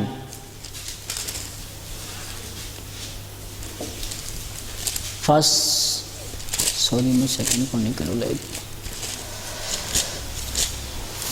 ক্ৰনিকেল 29 ভাৰ্ছ 14 আমি একেলগতে পঢ়িম। এইটো মুখস্থ কৰি থ'লে আমি বেছি ভাল। একচুৱেলি মই মুখস্থ কৰি থৈছোঁ। ইয়াতে পঢ়িম আমি প্ৰথম বংশাৱলী 29 অধ্যায়। পাইছেনে সকলোৱে? পেজ নম্বৰ 494 আছে পূৰ্ণ নিয়ম। আমি পাইছোঁ যদি একেলগত পঢ়িম। প্ৰথম বংশাৱলী 29 অধ্যায় 14 পদ। কিন্তু মই কোন আৰু মোৰ প্ৰজাবিলাক বা কোন, যে আমি এইদৰে নিজ ইচ্ছাৰে দান আগবঢ়াবলৈ পাৰোঁ? কিয়নো সকলো তোমাৰ পৰাহে হয়, তোমাৰ হাতৰ পৰা যি পাইছোঁ তাকেহে আমি তোমাক দিছোঁ। বুজি পাইছেনে এইটো কথাটো? দাউদে যে দান দিছে বা দাউদে যে কাম কৰিছে, যে তেনেকুৱা নহয়। ঈশ্বৰে তেওঁক যি দিছে, তাৰ পৰাহে তেওঁ ঈশ্বৰক এইটো দিছে। সেইকাৰণে দাউদে গৰ্ব কৰা নাই। কিন্তু তেতিয়াও দাউদে এইটো কৰাৰ কাৰণে ঈশ্বৰে তেওঁক পুৰস্কাৰ নিদিবনে? দিব। দাউদ কাৰণ নম্ৰ হৈছে। কিন্তু কেতিয়াবা আমাৰ এনেকুৱা হ'ব পাৰে, হয়তো কেতিয়াবা মোৰো হয়, মই এনেকুৱা কৰিছোঁ, মই পাম, এনেকুৱাকৈ কেতিয়াবা অহংকাৰ আহে একচুৱেলি। কিন্তু তেনেকুৱা নহয়, নম্ৰ হোৱা হৈছে দাউদৰ দৰে। প্ৰভু আপুনি, মইতো কোন হয়, মইনো কিনো কৰিব পাৰোঁ, তুমি নকৰাকৈ একো নহয়। তাৰমানে আমি যি কৰিছোঁ দিছোঁ, ঈশ্বৰৰ কাৰণেহে পাৰিছোঁ, ঈশ্বৰৰ কাৰণে। সেইকাৰণে আমি নম্ৰ হোৱা উচিত। এই তেনেকুৱা হোৱাটো উচিত নহয় একচুৱেলি। মই গাধৰ কথাটো যেনেকুৱা ক'লোঁ। তো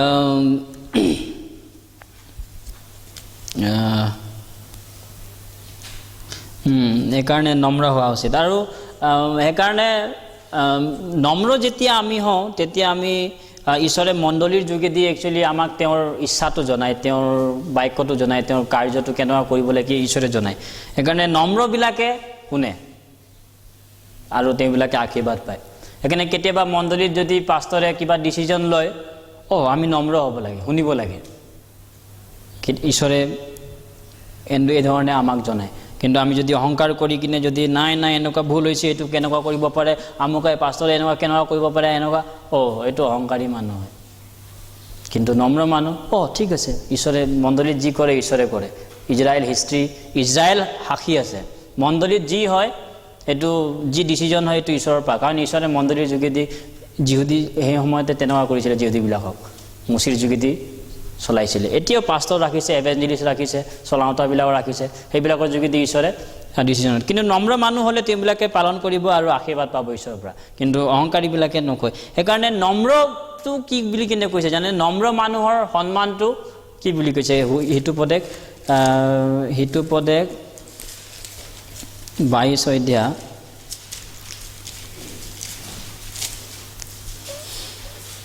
4 পদ।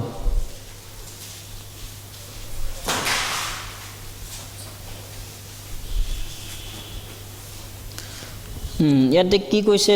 হিতুপদেশ 22 অধ্যায় 4 পদ। ধন, সন্মান আৰু জীৱন, নম্ৰতা আৰু জিহুৱালৈ ভয় ৰখাৰ ফল। ধন, সন্মান আৰু জীৱন কেনেকুৱা পায় মানুহে? নম্ৰতা আৰু ঈশ্বৰলৈ ৰখা ভয়ৰ চিন হয় এইটো। এইটো ফল হয়, তাৰ ফল হয়। সেইকাৰণে নম্ৰতা আৰু ঈশ্বৰলৈ ভয় ৰখাটো কানেক্টেড আছে। নম্ৰ হ'লেহে ঈশ্বৰক ভয় কৰিব পাৰে, আৰু ঈশ্বৰক ভয় কৰি চলিলেহে, নম্ৰ হ'লেহে ঈশ্বৰে বুজিব দিব, ঈশ্বৰৰ বাক্য জানিব কৰিব, আৰু তেতিয়া ধন, সন্মান, জীৱন চব ঈশ্বৰে দিব তেওঁ। আৰু এইটো সাক্ষী আছে পুৰণা নিয়মৰ আমাৰ ঈশ্বৰৰ মানুহবিলাক। সেইকাৰণে আমি নম্ৰ হোৱা উচিত। সঁচাকৈ যদি আমি নম্ৰ হওঁ তেনেহ'লে আমি জানিব পাৰোঁ যে ঈশ্বৰৰ আগত আমি কোন হওঁ, আৰু ঈশ্বৰৰ অবিহনে আমি 1 ছেকেণ্ড একো কৰিব নোৱাৰোঁ, আৰু আমি একোৱে কৰিব নোৱাৰোঁ ঈশ্বৰৰ অবিহনে। কাৰণ ঈশ্বৰেহে আমাক জীয়াইছে, ৰাখিছে, হেৰি কৰিছে। আমি জীৱন, আমাৰ এইটো মই ক'লোঁ, আমাৰ যে ধপ ধপ কৰিছে, উশাহ নিশাহটো চলিছে, এইটো ঈশ্বৰৰ কাৰণেহে, ঈশ্বৰৰ দয়াৰ কাৰণেহে হৈছে, অন্যথা নহয়।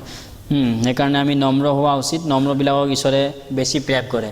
ইণ্টাৰেষ্টিং কথা, আপুনি মই চবেই বিচাৰোঁ নহয় জানো? ঈশ্বৰৰ ওচৰত থকা, ঈশ্বৰে মোক ভাল পোৱা। কেতিয়াবা মই মানুহবিলাকক চাওঁ, হয় এইটো আমাৰ আছে, আমি ভাল পাওঁ। আমি কাৰোবাৰ ডাঙৰ বিষয়াবিলাকৰ ওচৰত চাপিবলৈ ভাল পাওঁ, তেওঁৰ লগত সম্পৰ্কত থাকিব ভাল পাওঁ, তেওঁৰ লগত চলাচল কৰিবৰ কাৰণে ভাল পাওঁ, তেতিয়া ভাল পাওঁ নহয় জানো? যেনেকুৱা ধৰি লওক মোদী আছে এতিয়া, মোদী যদি আপুনি তেওঁৰ লগত চলাচল কৰিব পাৰে, থাকিব পাৰে, উঠা বহা কৰিব পাৰে, ৰাইজৰ আগত আপোনাৰ কিমান মৰ্যাদাৰ প্ৰাপ্ত। আপুনি ভাবিব, মোদীৰ লগত মোৰ চিনাকি আছে, মোদীৰ লগত মোৰ এনেকুৱা আছে, কিমান এটা প্ৰাউডৰ কথা হয় নহয় জানো? কিন্তু বাইবেলে কৈছে নম্ৰ যিজন হয়, গোটেই বিশ্ব ব্ৰহ্মাণ্ডখনৰ সৃষ্টিকৰ্তা ঈশ্বৰ তেওঁৰ লগত বাস কৰে, তেওঁৰ লগত থাকে। তেনেহ'লে কোনটো বেছি ইম্পৰ্টেণ্ট? কাৰ ফলীয়া হ'ব বিচাৰোঁ আমি? এই খন্তেকীয়া নৰকত যোৱা মানুহটোৰ নে মোদীৰ, নে জীৱনময় সৃষ্টিকৰ্তা, অনন্তকাৰ, চিৰজীৱনকাৰ, অনাদি অনন্ত ঈশ্বৰৰ ওচৰত থকাটো বিচাৰোঁ? কিন্তু ঈশ্বৰ নম্ৰবিলাকক ভাল পায়, আৰু নম্ৰবিলাকৰ লগত তেওঁ বাস কৰে বুলি কিনে কৈছে। যিচয়া 57। মই যিদিনাখন এই বাইবেল পদটো পঢ়িছোঁ সেইদিনা তেতিয়াই বাইবেল পদটো মই মুখস্থ কৰি থৈ দিলোঁ।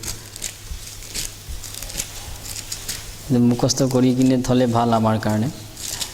যিচয়া 57 ভাৰ্চ 15।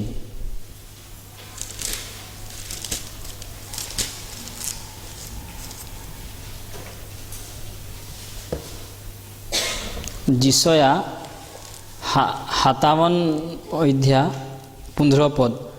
আইজায়া চেপ্টাৰ 57 ভাৰ্চ 15 মই পঢ়িছোঁ, শুনিব। কিয়নো অনন্তকাল নিবাসী, যাৰ নাম পবিত্ৰ, সেই ঊৰ্ধ্ববাসী আৰু উন্নত জনাই এইদৰে কৈছে, মই ঊৰ্ধ্বলোকত আৰু পবিত্ৰ স্থানত বাস কৰোঁ, আৰু নম্ৰ মনৰ লোকবিলাকক সচেতন কৰিবলৈ, ভগ্নচিত্তীয়াবিলাকৰ হৃদয় সতেজ কৰিবলৈ মই সেই ভগ্নচিত্তীয়া আৰু নম্ৰ মনৰ লোকৰ লগতো বাস কৰোঁ। নম্ৰ লোকৰ লগত ঈশ্বৰ বাস কৰে। আমি জানো ঘৰত পৰিয়ালত বহুত সন্তান থাকিব পাৰে, কিছুমানৰ একচুৱেলি মাক বাপেকে সকলো সন্তানকে প্ৰেম কৰে, সকলো সন্তানকে ভাল পায়, চাহে চাবলৈ ধুনীয়া থাকক নাথাকক, বেয়া থাকক, কিন্তু সকলোকে মৰম কৰে। কিন্তু তাৰো মাজত কিছুমানক ভাল পোৱা সন্তান, বেছি ভাল পোৱা সন্তান থাকে, কম ভাল পোৱা সন্তানো থাকে। কিন্তু ভালটো সকলোকে পায়, কাকো নাপায় বুলি নহয়, মাক বাপেক চবকে ভাল পায়। ঈশ্বৰো তেনেকুৱা, সকলোকে মৰম কৰে, সকলোকে ভাল পায়, কিন্তু ঈশ্বৰৰ চবে প্ৰিয় একদম বহুত ওচৰত থকাটো এই নম্ৰবিলাক হয়। নম্ৰবিলাকক বেছি ভাল পায়। অহংকাৰী সন্তানক ঈশ্বৰে ইমান নকৰে। সেইকাৰণে যেতিয়া আমি ঈশ্বৰক সেৱা কৰিব বিচাৰোঁ, ঈশ্বৰৰ কাম কৰিব বিচাৰোঁ, আমি নম্ৰ হোৱা উচিত। ঈশ্বৰে ভাল পায়, নম্ৰ হ'লে কামটো ঈশ্বৰে একচেপ্ট কৰে একচুৱেলি। তো সেইকাৰণে তেনেকুৱা নম্ৰ হৈ আমি ঈশ্বৰক সেৱা কৰাটো ঈশ্বৰে আমাক বিচাৰে।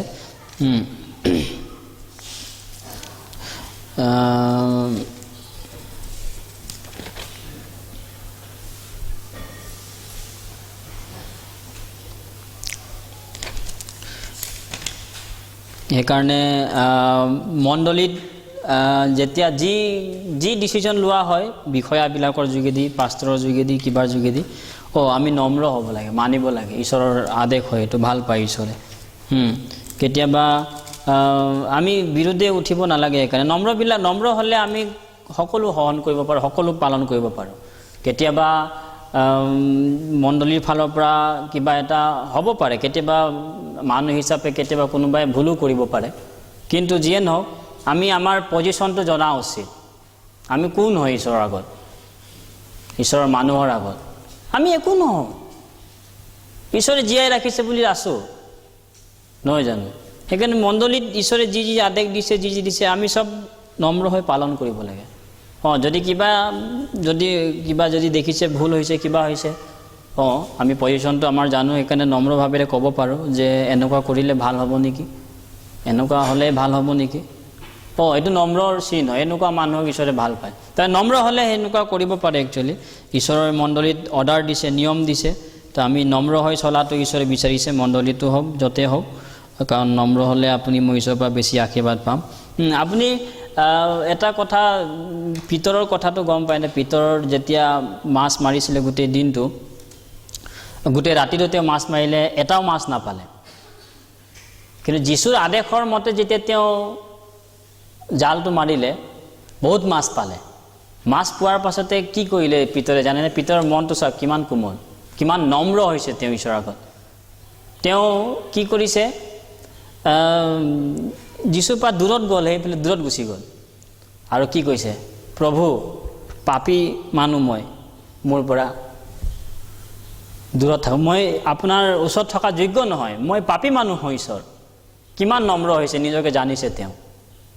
ই গম পাইছে যে যীশু ঈশ্বৰ হয়, ঈশ্বৰৰ পুত্ৰ হয়, তেওঁ মচীহজন হয়। তেওঁ ঈশ্বৰ হয়, মই তেওঁৰ যোগ্য নহয়। তেওঁ নম্ৰ হৈছে। আপুনি মই নম্ৰ হওঁনে তেনেকুৱা ঈশ্বৰৰ মানুহৰ আগত, ঈশ্বৰৰ আগত? প্ৰভু মই আপোনাৰ যোগ্য নহয়, মই একো মাত মাতিব যোগ্য নহয়, আপুনি সকলো সৰ্বশক্তিমান ঈশ্বৰ, আপুনি সকলো জানে, আপুনি নম্ৰ হ'বলৈ মোক সহায় কৰক। নম্ৰ আমি হওঁনে তেওঁৰ আগত তেনেকুৱাকৈ? একচুৱেলি দুইজন মানুহে নিজকে গম পাই জানে, তেওঁহে নম্ৰ হ'ব পাৰে। আমি যদি নাজানো নিজক যে কিমান দুৰ্বলী আমি, কিমান আমি অবাধ্য বংশৰ পৰা আহিছোঁ, কিমান ঘৃণনীয়। ঈশ্বৰে আগতে আমাক চালে, নতুন নোপোৱাৰ আগতে আমাৰ মানুহক চালে ঈশ্বৰে বমি কৰে বুলি কিনে কৈছে, ঘৃণ কৰে, কাৰণ পাপী মানুহ ঈশ্বৰৰ আগত ঘৃণ হয়। কিন্তু ইমান হোৱাৰ পাছতো ঈশ্বৰে আমাক ভাল পায়, মৰম কৰে, আৰু আমাক নম্ৰ হোৱাটো ঈশ্বৰে বিচাৰে। যদি আমি নম্ৰ হওঁ, সঁচাকৈ পিতৰৰ দৰে আশীৰ্বাদ পাম, ঈশ্বৰৰ মানুহৰ দৰে আশীৰ্বাদ পাম। তেনেকুৱা বহুত নম্ৰ হোৱা মানুহ আছে, যিয়ে নহওক। তাৰপিছতে নেক্সটটো আছিলে যিচয়াত তেওঁবিলাকে দুখনেৰে নিজ ভৰিটোক ঢাকে। ভৰিটোক ঢাকাটো কি বুজায়? চফা জীৱনটো, ক্লিন লাইফটোক বুজায়, ক্লিননেছ লাইফ। সেইকাৰণে ঈশ্বৰক সেৱা কৰিবৰ কাৰণে আমি চালোঁ প্ৰথমতে কি কৰিব লাগিব? মুখটো ঢাকিছিলে মানে নম্ৰতাটোক বুজায় আমি নম্ৰ হ'ব লাগে কাৰণ ঈশ্বৰ সৰ্বশক্তিমান হয় সৃষ্টিকৰ্তা হয় তেওঁৰ কাৰণে তেওঁৰ শক্তিৰ কাৰণে আমি আছো তেওঁ যদি শক্তি নিদিয়ে আমিও কৰিব নোৱাৰো সেইকাৰণে ঈশ্বৰৰ আগত আমি নম্ৰ হ'ব লাগে নম্ৰ হ'লে ঈশ্বৰে সকলো আশীৰ্বাদ দিব আমাক আৰু বেছিকৈ আৰু সেইকাৰণে নম্ৰ হোৱাটো তেওঁ বিচাৰে আৰু 2 নম্বৰ আছিলে কি যিচয়া 2:6 পদত দুখেনেৰে তেওঁ ভৰিটোক ঢাকে চৰণ ঢাকাটোক কাক বুজায় কি বুজায় পবিত্ৰ জীৱনটো খুচি লাইফটো আমি এইটো জানো যোহন 13 অধ্যায়ত যিশুৱে ভৰি ধুৱাইছিলে না 9 অধ্যায় যোহন 13 অধ্যায় 9-10 পদ যোহন 13 অধ্যায় 9-10 পদ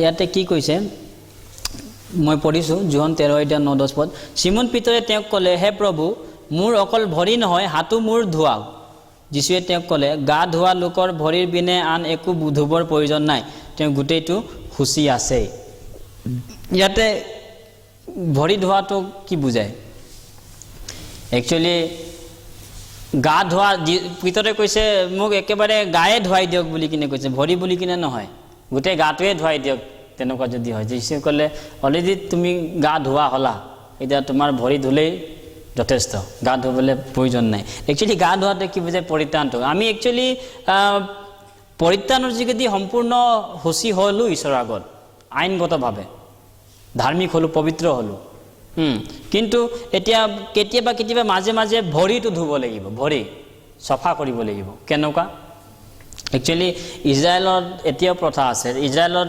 আগতো বহুত আছিলে তেনেকুৱা যে তেওঁবিলাকৰ বাহিৰৰ পৰা আহিলে তেওঁবিলাকে প্ৰথমতে ভৰিটো ধুৱে আৰু ভৰিটো ধুই কিনে সোমাব বা বেলেগ মানুহ আহিলেও ভৰি ধুবলৈ দিয়ে তাৰপিছতে চফা কৰি কিনে ভৰিটোক কিবা কৰে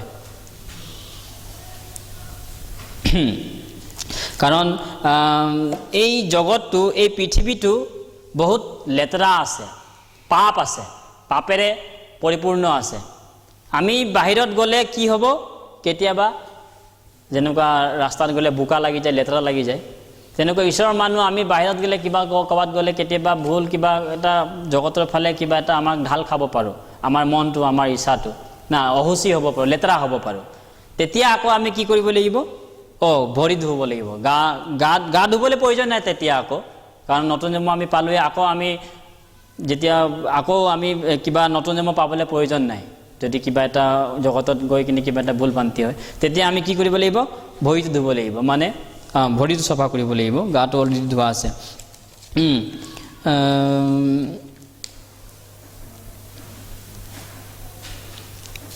কিন্তু এইখিনিতে এটা কথা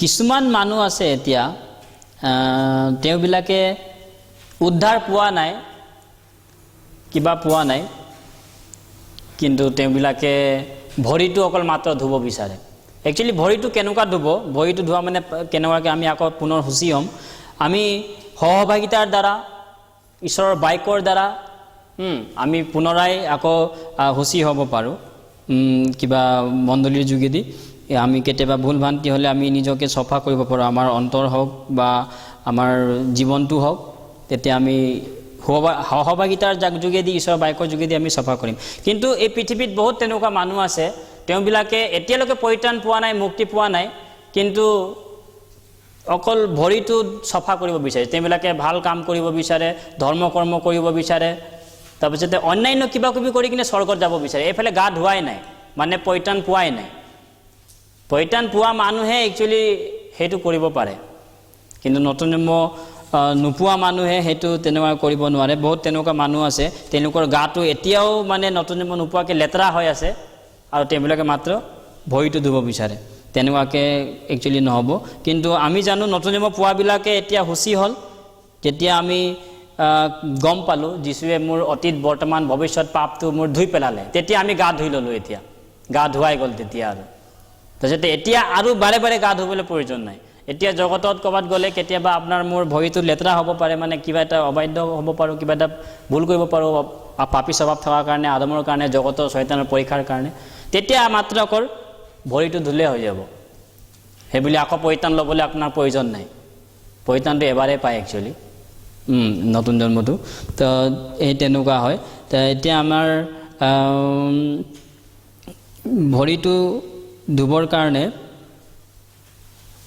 সেই সহভাগিতাত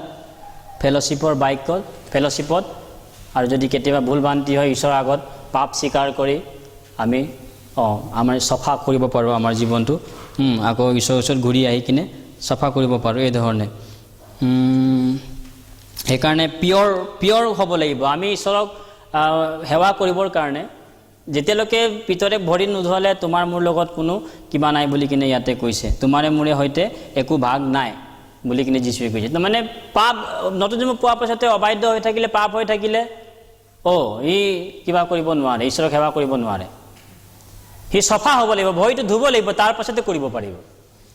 আমিও কেতিয়াবা যদি ঈশ্বৰৰ বিৰুদ্ধে অবাধ্য হয়, নতুন জন্ম পোৱাৰ পাছতে কিবা কৰি আছোঁ, চলি আছোঁ আৰু মন পাতন কৰি ঘূৰি অহা নাই, পাপ স্বীকাৰ কৰা নাই, পাপটোক ত্যাগ কৰা নাই, এৰা নাই, তেতিয়ালৈকে ঈশ্বৰৰ আগত ভাগ নাই, তেতিয়া আমিলৈকে একো কৰিব নোৱাৰোঁ তেতিয়ালৈকে। যদি তেনেকুৱা হৈছে তেনেহ'লে পাপ স্বীকাৰ কৰি ঘূৰি আহিব লাগিব, ত্যাগ কৰিব লাগিব, সহভাগিতাত যোগেদি এইটো কৰিব পাৰে, ঈশ্বৰৰ বাক্যৰ দ্বাৰা কৰিব পাৰে, প্ৰাৰ্থনা কৰি কিনে তেতিয়া আমি আকৌ কৰিব পাৰোঁ। সেইকাৰণে আমি চফা হ'ব লাগে বুলি কিনে কৈছে। পিয়ৰ হাৰ্ট, আমাৰ অন্তৰটো ঈশ্বৰক সেৱা কৰিবৰ কাৰণে লেতেৰা হ'লে আমি কৰিব নোৱাৰোঁ, চফা হ'ব লাগিব, পিয়ৰ হ'ব লাগিব।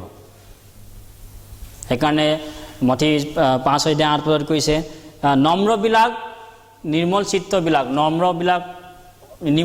চিত্তবিলাক ধন্য, কিয়নো তেওঁবিলাকে ঈশ্বৰক দৰ্শন পাব বুলি কিনে কৈছে। নম্ৰ আছোনে আপুনি মই, পিয়ৰ আছোনে ঈশ্বৰৰ আগত, পিয়ৰ হাৰ্ট, কনষ্ট্ৰাইক হাৰ্ট, পিয়ৰ হাৰ্ট এইটো কনষ্ট্ৰাইকটো বেলেগ।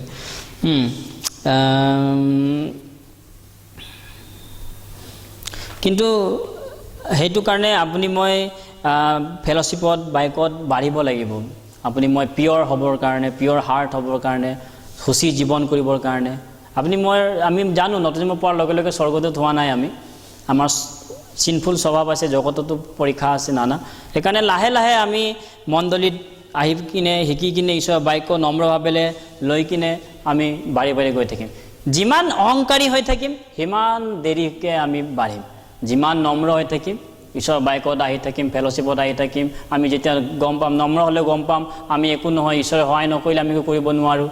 ঈশ্বৰে সহায় কৰিবৰ কাৰণে মই নম্ৰ হ'ব লাগিব, ফেল'শ্বিপত যাব লাগিব, ঈশ্বৰৰ বাক্য শুনিব লাগিব, ভাইবিলাকৰ লগত থাকিব লাগিব, যিয়ে নহওক। যেতিয়া গম পাম তেতিয়া আমি আৰু সোনকালে বাঢ়ি থাকিম, ঈশ্বৰৰ দৰে আমি যীশুৰ দৰে হ'ব পাৰিম তেতিয়া।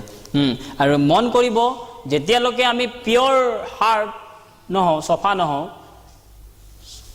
ঈশ্বৰে একচেপ্ট নকৰে লেতেৰাটো। আমি জানো পুৰণা নিয়মত যেতিয়া মানে বানপানীৰে গোটেই পৃথিৱীক ঈশ্বৰে ধ্বংস কৰিছিলে, তেতিয়া বানপানীৰ পৰা বাচি অহাৰ পাছতে কিবা আমাৰ নুহে কিবা উৎসৰ্গা কৰিছিলে, তেওঁ সুচী জন্তু উৎসৰ্গা কৰিছিলে। আৰু সেই সুচী জন্তুটো ঈশ্বৰে একচেপ্ট কৰিলে, তেওঁ অহুচী জন্তু দিয়া নাই। আকৌ মন কৰিব, আমি চাব পাৰোঁ, এবাৰ চাই লওঁ। মই পঢ়ি দিছোঁ, মই শেষ কৰিব লাগিব, সেইকাৰণে অলপ সোনকালে পঢ়ি দিছোঁ। Genesis chapter 8 verse 20. Genesis chapter 8 verse 20. ইয়াতে কৈছে, আদি পুস্তক 8:20 আদি পুস্তক 8:20 কি কৈছে? পাছে নুহে জিহুৱাৰ উদ্দেশ্যে এটা যজ্ঞবেদী নিৰ্মাণ কৰি সকলো হুচি পহুৰ পৰা আৰু সকলো হুচি পক্ষীৰ পৰাও কেইটামান লৈ সেই বেদীৰ ওপৰত হোম বলি উৎসৰ্গ কৰিলে। তাতে জিহুৱাই সুগ্ৰাণ পাই মনতে ক'লে, উৎসৰ্গ কৰিলে। আৰু ঈশ্বৰে সুগ্ৰাণ পাই মনতে ক'লে, মই মানুহক আৰু ভূমিক আকৌ হাওনি দিওঁ। যিয়ে নহওক, এই হুচিটো ঈশ্বৰক তেওঁ উৎসৰ্গা কৰিলে আৰু ঈশ্বৰে তাক গ্ৰহণ কৰিলে, ঈশ্বৰে একচেপ্ট কৰিলে। গম পাইছেনে? হুচি জন্তু, অহুচি জন্তু নহয়। কি বুজায় সেইটো? এতিয়া আপুনি মই ধৰ্মধামত ঈশ্বৰক বলি দিব লাগে নেকি? যীশুৱে এটা কথা কৈছিলে, তুমি তোমাৰ নৈবেদ্য ঈশ্বৰক উৎসৰ্গা কৰাৰ আগতে তুমি গৈ নিজৰ ভাইৰ মাজত কিবা যদি তোমাৰ আছে তুমি গৈ কিনে ঠিক কৰা, ক্ষমা বিচৰা, তাৰপিছতে আহি তোমাৰ নৈবেদ্য তোমাৰ বেদীত দিবা, তেতিয়াহে ঈশ্বৰে একচেপ্ট কৰিব।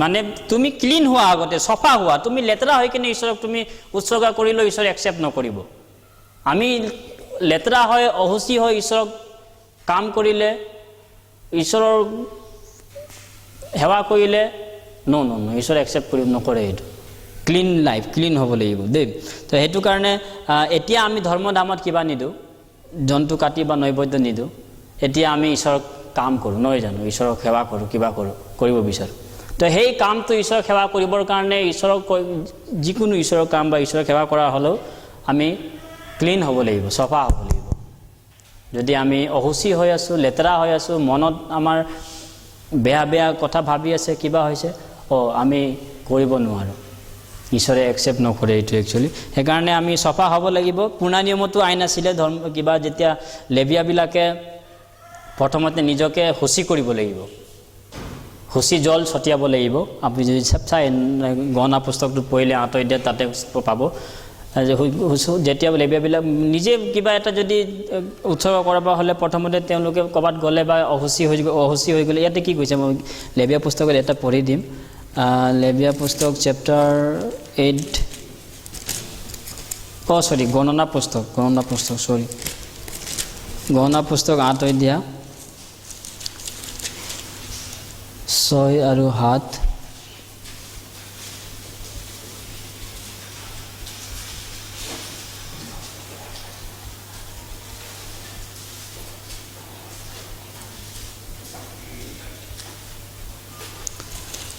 লেবিয়া গহনা পুস্তক 8 অধ্যায় 5-6-7 পেজ নম্বৰ 161 পেজ নম্বৰ ইয়াতে কি কৈছে গহনা পুস্তক 8 অধ্যায় 6-7 মই পঢ়িছোঁ শুনিব তুমি ইজৰাইলৰ সন্তানবিলাকৰ মাজৰ পৰা লেবিয়াবিলাকক লৈ তেওঁবিলাকক শুচি কৰা তেওঁবিলাকক শুচি কৰিবলৈ তেওঁবিলাকলৈ এই কাম কৰা তেওঁবিলাকৰ ওপৰত পাপনাশক জল ছটিওৱা আৰু তেওঁবিলাকে নিজ নিজ গোটেই গা খুৰাই আৰু কাপোৰ ধুই আপোনালোকক শুচি কৰক পাপনাশক জল ছটিয়াই কিনে তাহাঁতক শুচি কৰিব লাগিব তাৰপিছতে লেবিয়াবিলাকে ঈশ্বৰৰ কামটো কৰিব পাৰে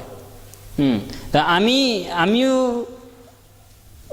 অহুচি হৈ থাকি কামটো কৰিব নোৱাৰোঁ ঈশ্বৰৰ সেৱা কৰিব নোৱাৰোঁ আমি শুচি হ'ব লাগিব মই ক'লোঁ কেতিয়াবা অহুচি হ'ব পাৰে অহুচি হ'লেও ভৰি ধুব লাগিব আমি যীশুৰ দ্বাৰা পাপ স্বীকাৰ কৰি কিনে বা ফেলোশ্বিপত আহি ঈশ্বৰৰ বাক্য আৰু বেছিকৈ পঢ়ি কিনে তেনেকুৱাকৈ আমি কৰিব লাগিব সেইকাৰণে যেতিয়া আমি কিবা এটা মানে ঈশ্বৰৰ বিৰুদ্ধে অবাধ্য হৈ থাকিলে পাপ হৈ থাকিলে অৱশ্যে ঈশ্বৰে আমাক আশীৰ্বাদ নকৰে আমি ঈশ্বৰক সেৱা কৰিবৰ কাৰণে নোৱাৰিম তেতিয়া আৰু অহুচি আমি জানো অহুচি কেনেকুৱা হয় মানুহ এই জগতত যি বস্তু আছে এই বস্তুবিলাক ঈশ্বৰৰ দৃষ্টিত মৰা হয় মৰা এই পৃথিৱীত যি কৰে ঈশ্বৰৰ কামৰ বাহিৰে আত্মাৰ কামৰ বাহিৰে যি আছে সব ঈশ্বৰৰ দৃষ্টিত অহুচি হয় মৰা হয় সেইকাৰণে পুৰণা নিয়মত গণনা পুস্তক 19 অধ্যায় ইয়াতে আছোঁ 19 অধ্যায় 11 পদত কি কৈছে যে 19 অধ্যায় 11 পদত কি কৈছে যিকোনোৱে মৰা মানুহৰ হ'ব চুই নিজকে শুচি যিকোনোৱে মৰা মানুহৰ 11 মই 13 পঢ়ি আছোঁ সেইকাৰণে মিলা নাই যিকোনোৱে মৰা মানুহৰ হ'ব চুব সি 7 দিন অহুচি হৈ থাকিব ডেড বডিটোক পুৰণা নিয়মত অহুচি কৰিছিলে ডেড বডি মানে কাক বুজায় এতিয়া ডেড বডিটোক জগতৰ যিমান বিষয়বস্তুবিলাক আছে ঈশ্বৰ দৃষ্টিত মৰা আছে এই জগতত সেইকাৰণে আপুনি মই সাৱধান হোৱা উচিত এই জগতৰ বিষয়বস্তুবিলাকে আপোনাক মোক অহুচি কৰিব পাৰে ঈশ্বৰৰ আগত লেতেৰা কৰিব পাৰে মৰা হোৱাটো এনেকুৱা এই একচুৱেলি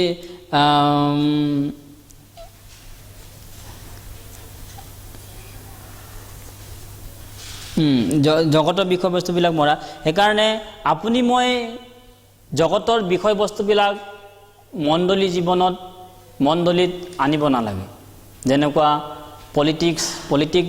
পলিটিকেল ইছ্যুবিলাক হওক বা অন্যান্য কিবা কিবিবিলাক হওক অফক'ৰ্ছ আপুনি মই জগতৰ এই পলিটিক্সবিলাকৰ কাৰণে নেতাবিলাকৰ কাৰণে আপুনি মই প্ৰাৰ্থনা কৰিব লাগিব আপুনি মই তেওঁবিলাকক কাৰণ প্ৰাৰ্থনা কৰিলে ঈশ্বৰে তেওঁবিলাক ভাল সুমতি দিব জ্ঞান দিব ভালকৈ তাহাঁতে দেশখন চলাব আমি তেতিয়া ভালকৈ ঈশ্বৰক সেৱা কৰিব পাৰিম সুবাৰ্তা প্ৰচাৰ কৰিব পাৰিম নহয় জানো সেইটো কাৰণে হ'ব কিন্তু সেই সেই ইছ্যুবিলাক আমি জগতৰ বিষয়বস্তুবিলাক আমি এনজয় কৰিব নালাগে মণ্ডলীত একচুৱেলি সেইবিলাক ইছ্যুৱে নহয় একচুৱেলি বিলাক জগতৰ বিষয়বস্তুবিলাক ঈশ্বৰৰ দৃষ্টিত মৰা হয় আৰু আমিও এইবিলাকক চুলে ঈশ্বৰৰ আগত অহুচি হৈ যাম জগতৰ যিকোনো বস্তু আপুনি ৰং ৰস কৰা হওক বা অন্যান্য বিষয়বিলাক চব যদি উপভোগ কৰি কিনে ভাল পায় এইবিলাক বস্তুটো ডেড বডি হয় ঈশ্বৰৰ দৃষ্টিত সেইবিলাকক আপুনি মই টাচ কৰিলে আপুনি মই অহুচি হ'ম ঈশ্বৰৰ আগত সেইকাৰণে সেইবিলাক আমি এভইড কৰিব লাগে যিমান পাৰে সেইকাৰণে আপুনি মই জানো তিমথীটো কৈছে ঈশ্বৰে সূচী বৰ্তন ইউজ কৰে ব্যৱহাৰ কৰে আপুনি মই নিজক সূচী কৰি ৰাখিব লাগিব তেতিয়া আপোনাক মোক ঈশ্বৰে ব্যৱহাৰ কৰিব ইউজ কৰিব আৰু আমি বেছিকৈ আশীৰ্বাদ পাম ঈশ্বৰৰ পৰা তাৰপাছতে আপুনি মই জানো ঈশ্বৰে যীশুক আপুনি মই লগ কৰিম যীশু আহিব কিন্তু আপোনাক মোক কি কৰিব লাগিব বুলি কিনে কৈছে নিজকে সূচী কৰি 1 জন 3:3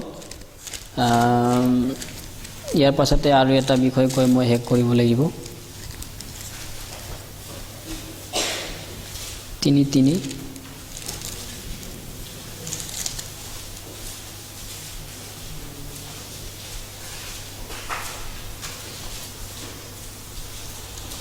1 জন 3:3 কৈছে যে আৰু তেওঁৰ ওপৰত যিকোনোৰ সেই আশা আছে তেওঁ যেনে সূচী তেওঁ তেনেকৈ নিজকে সূচী কৰে মানে প্ৰভু যীশুত এতিয়া আপোনাৰ মোৰ কি আশা আছে আপুনি মই প্ৰভু যীশুক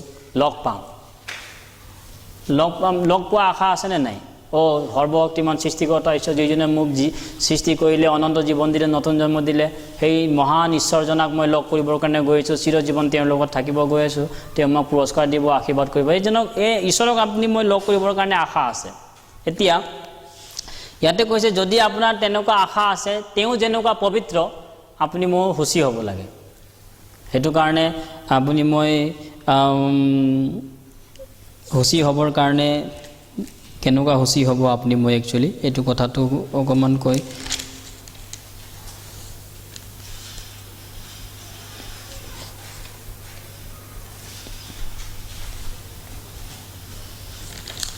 সূচী আপুনি মই কেনেকুৱাকৈ হ'ম একচুৱেলি ঈশ্বৰৰ বাক্যৰ দ্বাৰা আপুনি মই সূচী হ'ব পাৰোঁ সেই সময়তে ঈশ্বৰে পিতৰক ভৰিটো ধুৱাইছিলে পানীৰে সূচী কৰিছিলে ইজৰাইলতো ঘৰত গ'লে তাহাঁতৰ ভৰিটো ধুৱাইছিলে পানীৰে এতিয়া পানীটো কোনটো হয় ঈশ্বৰৰ বাক্যটো হয় আমি জানো ইফিচিয়া 5:6 আমি বাৰে বাৰে পঢ়ি থাকোঁ 5:26 জলস্নানৰ দ্বাৰা বাক্য তাক সূচী কৰি বুলি কিনে কৈছে ঈশ্বৰৰ বাক্যৰ দ্বাৰা আমি যদি কেতিয়াবা লেতেৰা হ'ব পাৰোঁ এই জগতৰ ফালৰ পৰা ঢাল খাব পাৰোঁ ঈশ্বৰৰ পৰা মনটো দূৰত হৈ যাব পাৰে তেতিয়া আমি কি কৰিম তেতিয়া আকৌ যদি নিজকে সূচী কৰিব বিচাৰোঁ এতিয়া আমি এই পুৰণা নিয়মত জন্তু কাটিবৰ প্ৰয়োজন নাই পাণ নাখক জল ছটিয়াবলৈ প্ৰয়োজন নাই এতিয়া কি প্ৰয়োজন আছে ঈশ্বৰৰ বাক্য আপুনি প্ৰাৰ্থনা কৰিব লাগিব প্ৰাৰ্থনা কৰি মন পালতে ঘূৰি আহিব লাগিব যদি আমাৰ তেনেকুৱা কেতিয়াবা হয় যদি কেতিয়াবা আমি অসুচী হৈ যাওঁ তেতিয়া ঘূৰি আহিব লাগিব আৰু প্ৰাৰ্থনা কৰিব লাগিব আৰু ঈশ্বৰৰ বাক্য আপুনি মই আকৌ ষ্টাৰ্ট কৰিব লাগিব পঢ়িব লাগিব শিকিব লাগিব তেতিয়া আকৌ ঈশ্বৰৰ বাক্যই আমাক সূচী পবিত্ৰ কৰিব পাৰে মুঠ থকা সেইকাৰণে কৈছে এইটো মণ্ডলীৰ যোগেদি হ'ব মণ্ডলীত হ'লে আপুনি মই কৰিব পাৰোঁ তাৰপিছতে আৰু এটা লাষ্ট কথা যে আৰু দুইটা চালোঁ এতিয়ালৈকে যে তেওঁ প্ৰথমতে চেৰাবিমবিলাকে ঈশ্বৰক সেৱা কৰোঁতে কেনেকুৱা কৰিছিলে প্ৰথমতে দুখন দেউকাৰে নিজৰ মুখটোক ঢাকিছিলে তাক নম্ৰতাক বুজায় আমি ঈশ্বৰ সৃষ্টিকৰ্তাৰ আগত নম্ৰ হ'ব লাগে কাৰণ তেওঁ সকলো আমাক দিছে আমাৰ একো নাই যি আছে তেওঁৰে আছে সেইকাৰণে আমি নম্ৰ হৈ তেওঁ যি মানে যি কয় কৰিব লাগে 2 নম্বৰ ভৰিটো ঢাকে দুইটা চৰণ ঢাকে দুইটা দেউকাৰে তাৰমানে সূচী লাইফ পবিত্ৰ জীৱন বিচাৰে ঈশ্বৰে আমাৰ সূচী জীৱনটোক একচেপ্ট কৰিব হুঁচি হৈ থাকিলে আমাক ঈশ্বৰে ব্যৱহাৰ কৰিব আৰু অনেক আমাক আত্মিক জীৱনতো আশীৰ্বাদ কৰিব হেৰুৱা আত্মা বচাবৰ কাৰণেও আমি সেৱা কৰিব পাৰিম ঈশ্বৰে আমাক আশীৰ্বাদ কৰিব সহায় কৰিব নহয় জানো আৰু দৈনন্দিন যি বিষয়বিলাকতো ঈশ্বৰে আশীৰ্বাদ কৰিব তাৰপিছতে 3 নম্বৰটো কি আছিলে দুইটা দেউকাৰে তেওঁলোকে উৰি থাকে বুলি কিনে কৈছে আৰু দুইটা দেউকাৰে এইটো লাষ্ট পঢ়ি দিম এবাৰ মই বুজি পাব ভালকৈ মই পঢ়ি দিছোঁ যিচয়া আমাৰ মেইন কনটেক্সটো আছিলে যিচয়া 6 অধ্যায় 1 পদৰ পৰা 2 পদ আছিলে এতিয়া মই মাত্ৰ 2 পদটো পঢ়িছোঁ শুনিব তেওঁৰ চৰণ উচ্চ স্থানৰ চিৰাপবিলাকক থিয় হৈ আছিল তেওঁবিলাকৰ প্ৰতিজনৰ ছখন দেউকা আছিল তেওঁবিলাকে তাৰে দুখনেৰে নিজ মুখ ঢাকে দুখনেৰে চৰণ ঢাকে আৰু দুখনেৰে উৰি যায় আমি মুখ ঢাকাটো নম্ৰতা চালোঁ চৰণ ঢকাটো পবিত্ৰ জীৱন চালোঁ এতিয়া উৰি যোৱাটো চাম উৰি যোৱাটো কি বুজায় উৰি যায় বুলি কিনে কৈছে আমি যীশুৰ প্ৰতিছবিটো চাইছিলোঁ যে জোহনত মঠিত তেওঁক ৰজা হিচাপে জনাইছে আৰু মাৰ্কত তেওঁক দাস হিচাপে ৰিপ্ৰেজেণ্ট কৰিছে দাস মানে কেনেকুৱা দাসটো কেনেকুৱা দাস মানে মালিকে যি কয় লগে লগে কৰে একচুৱেলি যীশুৰ জীৱনটোত যদি আপুনি মই চাওঁ তেওঁ তেনেকুৱা লগে লগে ইমিডিয়েটলি কাম কৰে আনকি স্বৰ্গদূতবিলাকো যদি চাই স্বৰ্গদূতবিলাকো ঈশ্বৰৰ আদেশ পোৱাৰ লগে লগে ইমিডিয়েটলি কৰে ইমিডিয়েটলি ঈশ্বৰক সেৱা সেইধৰণে তেওঁবিলাকে কৰিছিলে এতিয়া আমিও তেওঁবিলাক কেনেকুৱা কৰিম তেনেহ'লে আপুনি মই ইয়াতে চাব পাৰোঁ এইটো সাৰ্ভেণ্ট হিচাপে এইটো এটা চৰিত্ৰ হয় ভাল চৰিত্ৰ হয় ইমিডিয়েটলি ঈশ্বৰৰ কামটো কৰাটো যেনেকুৱা আমি মাৰ্ক 1 অধ্যায়ত যদি চাওঁ আচৰিত ৰূপে তাত ইমিডিয়েটলি শব্দটো পাব আপুনি ইমিডিয়েটলি বহুত বাৰ আছে ইমিডিয়েটলি একচুৱেলি অসমীয়া ভাৰ্চনটোত তেতিয়াই বুলি লিখিছে কিন্তু ইংলিছ ভাৰ্চনটোত ইমিডিয়েটলি বুলি লিখিছে ইমিডিয়েটলি কাৰোবাৰ ইংলিছ বাইবেল আছে যদি পঢ়ি দিব মই বাইবেল পদটো কম আপোনালোকে পঢ়ি থাকিব কাৰ আছে ইংলিছ বাইবেল কাৰো নাই পঢ়ি দিব অলপ জোৰকৈ মাৰ্ক 1 অধ্যায় 12 পদ 10 পদ 10 Mark chapter 1 verse 10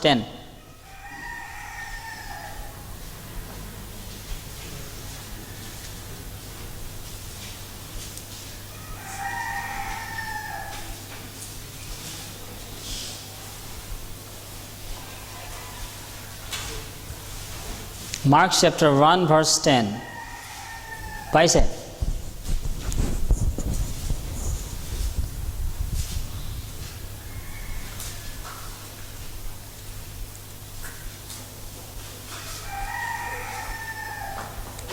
পাইছে নে পোৱা নাই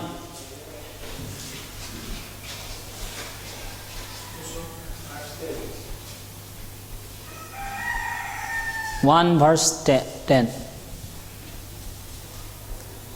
immediately মানে মোবাইলৰ পৰা পঢ়ি দিলে একো নাই NKJV ভাৰ্চন যদি আছে হা আচ্ছা কাৰ আছে জশুৱা গগন ইংলিছত পঢ়ি দিয়া আকৌ জোৰকে মোবাইল নাই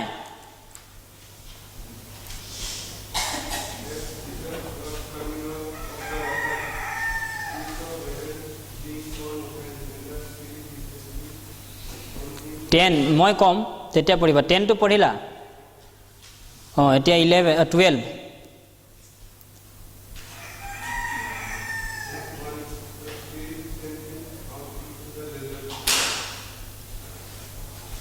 নহয় ইমিডিয়েটলি তো পাইছা নে নাই NKJV নাই সেইটো দিয়াচোন মোবাইলটো দিয়া মই পঢ়ি দিছোঁ মাৰ্ক চেপ্টাৰ 1 ভাৰ্চ অসমীয়াত 30 কিবা তেতিয়াহে লিখিছে একচুৱেলি কিন্তু ইংলিছত ইমিডিয়েটলি লিখিছে NKJV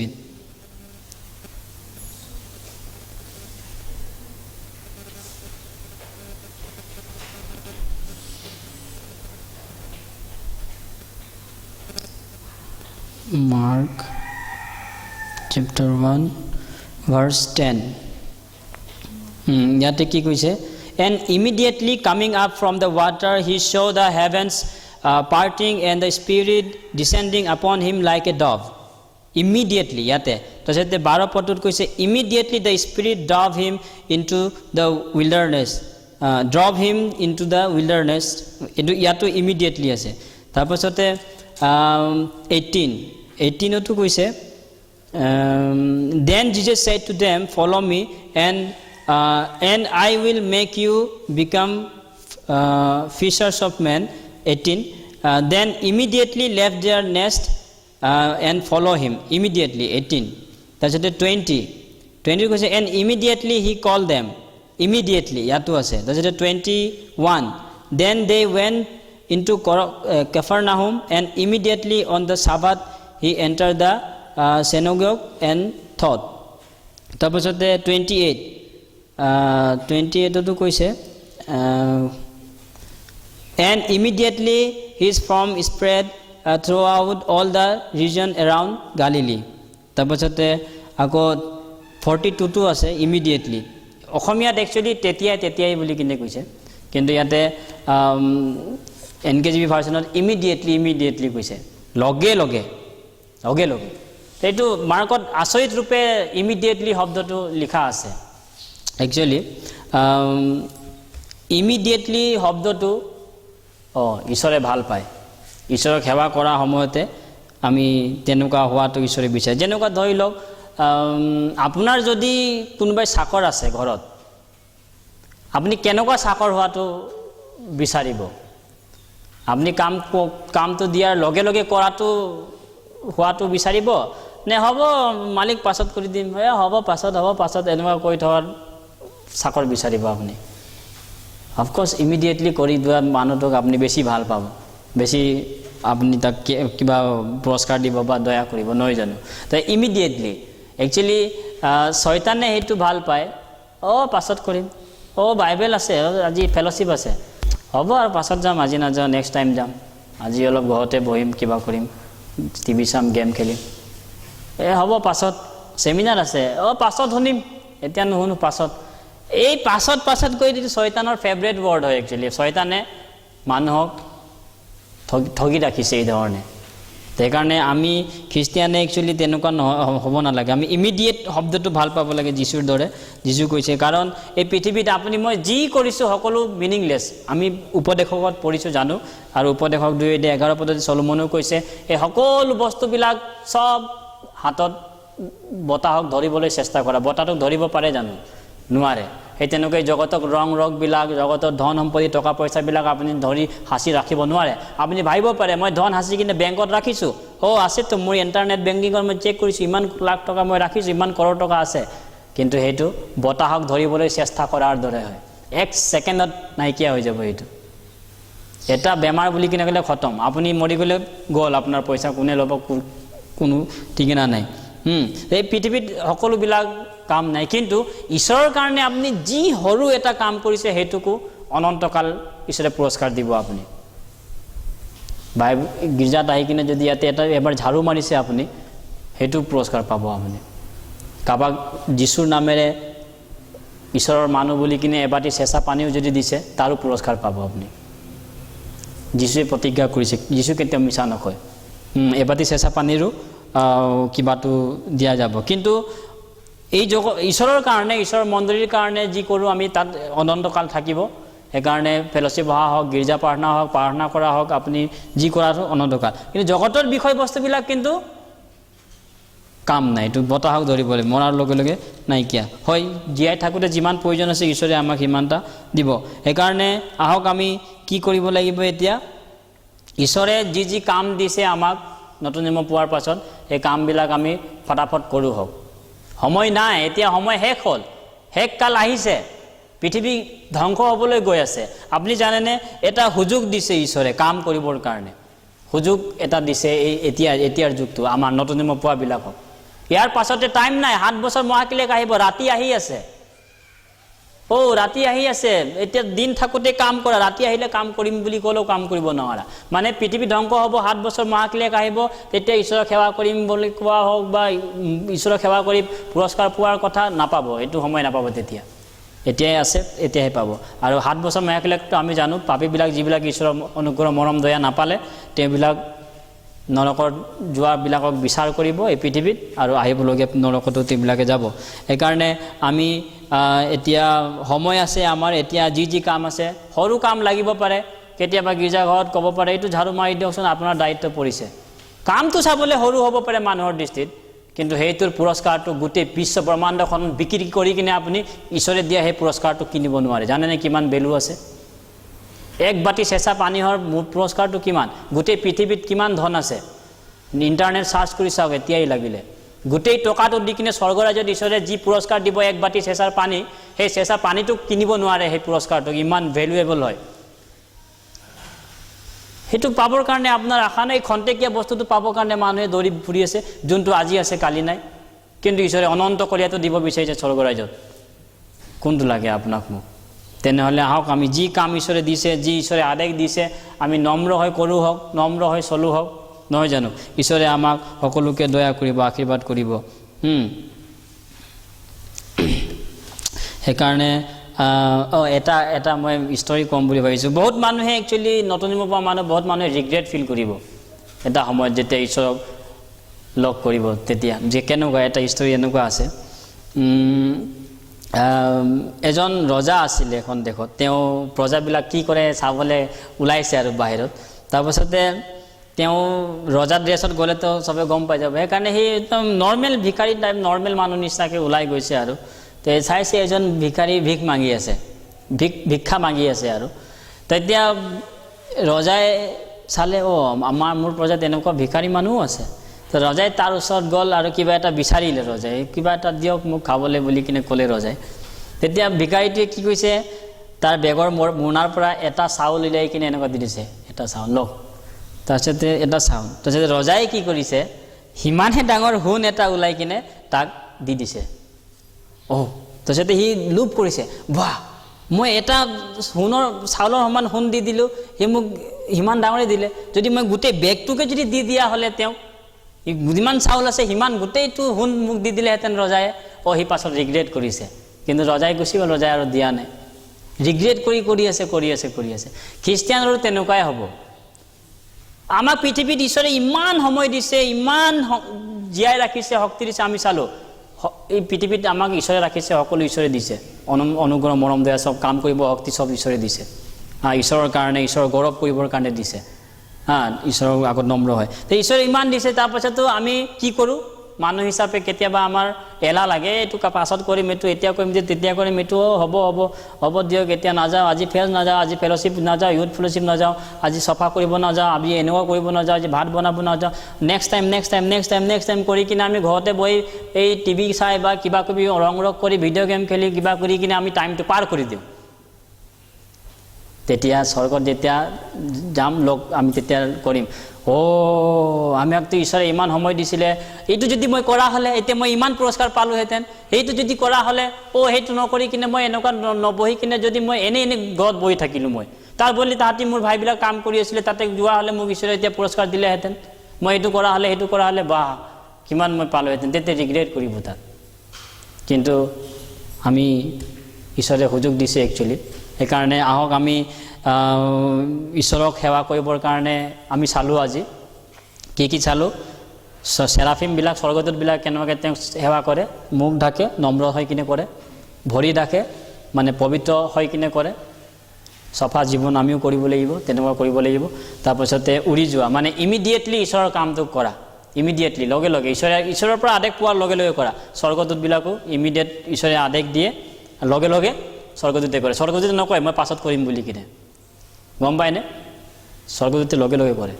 আমিও তেনেকুৱা, ঈশ্বৰে মণ্ডলীত পাষ্টৰে বা ভাই বা কোনোবাই আদেশ দিয়াৰ লগে লগে মই কৰিম। যীশুৱে কৈছে মই আছোঁ প্ৰভু, মোক পঠাওক। আপুনি ময়ো তেনেকুৱা হোৱাটো ঈশ্বৰে বিচাৰে। তেতিয়া ঈশ্বৰে আমাক বেছি আশীৰ্বাদ কৰিব। ঠিক আছে, ধন্যবাদ। মই প্ৰাৰ্থনা কৰি শেষ কৰিম।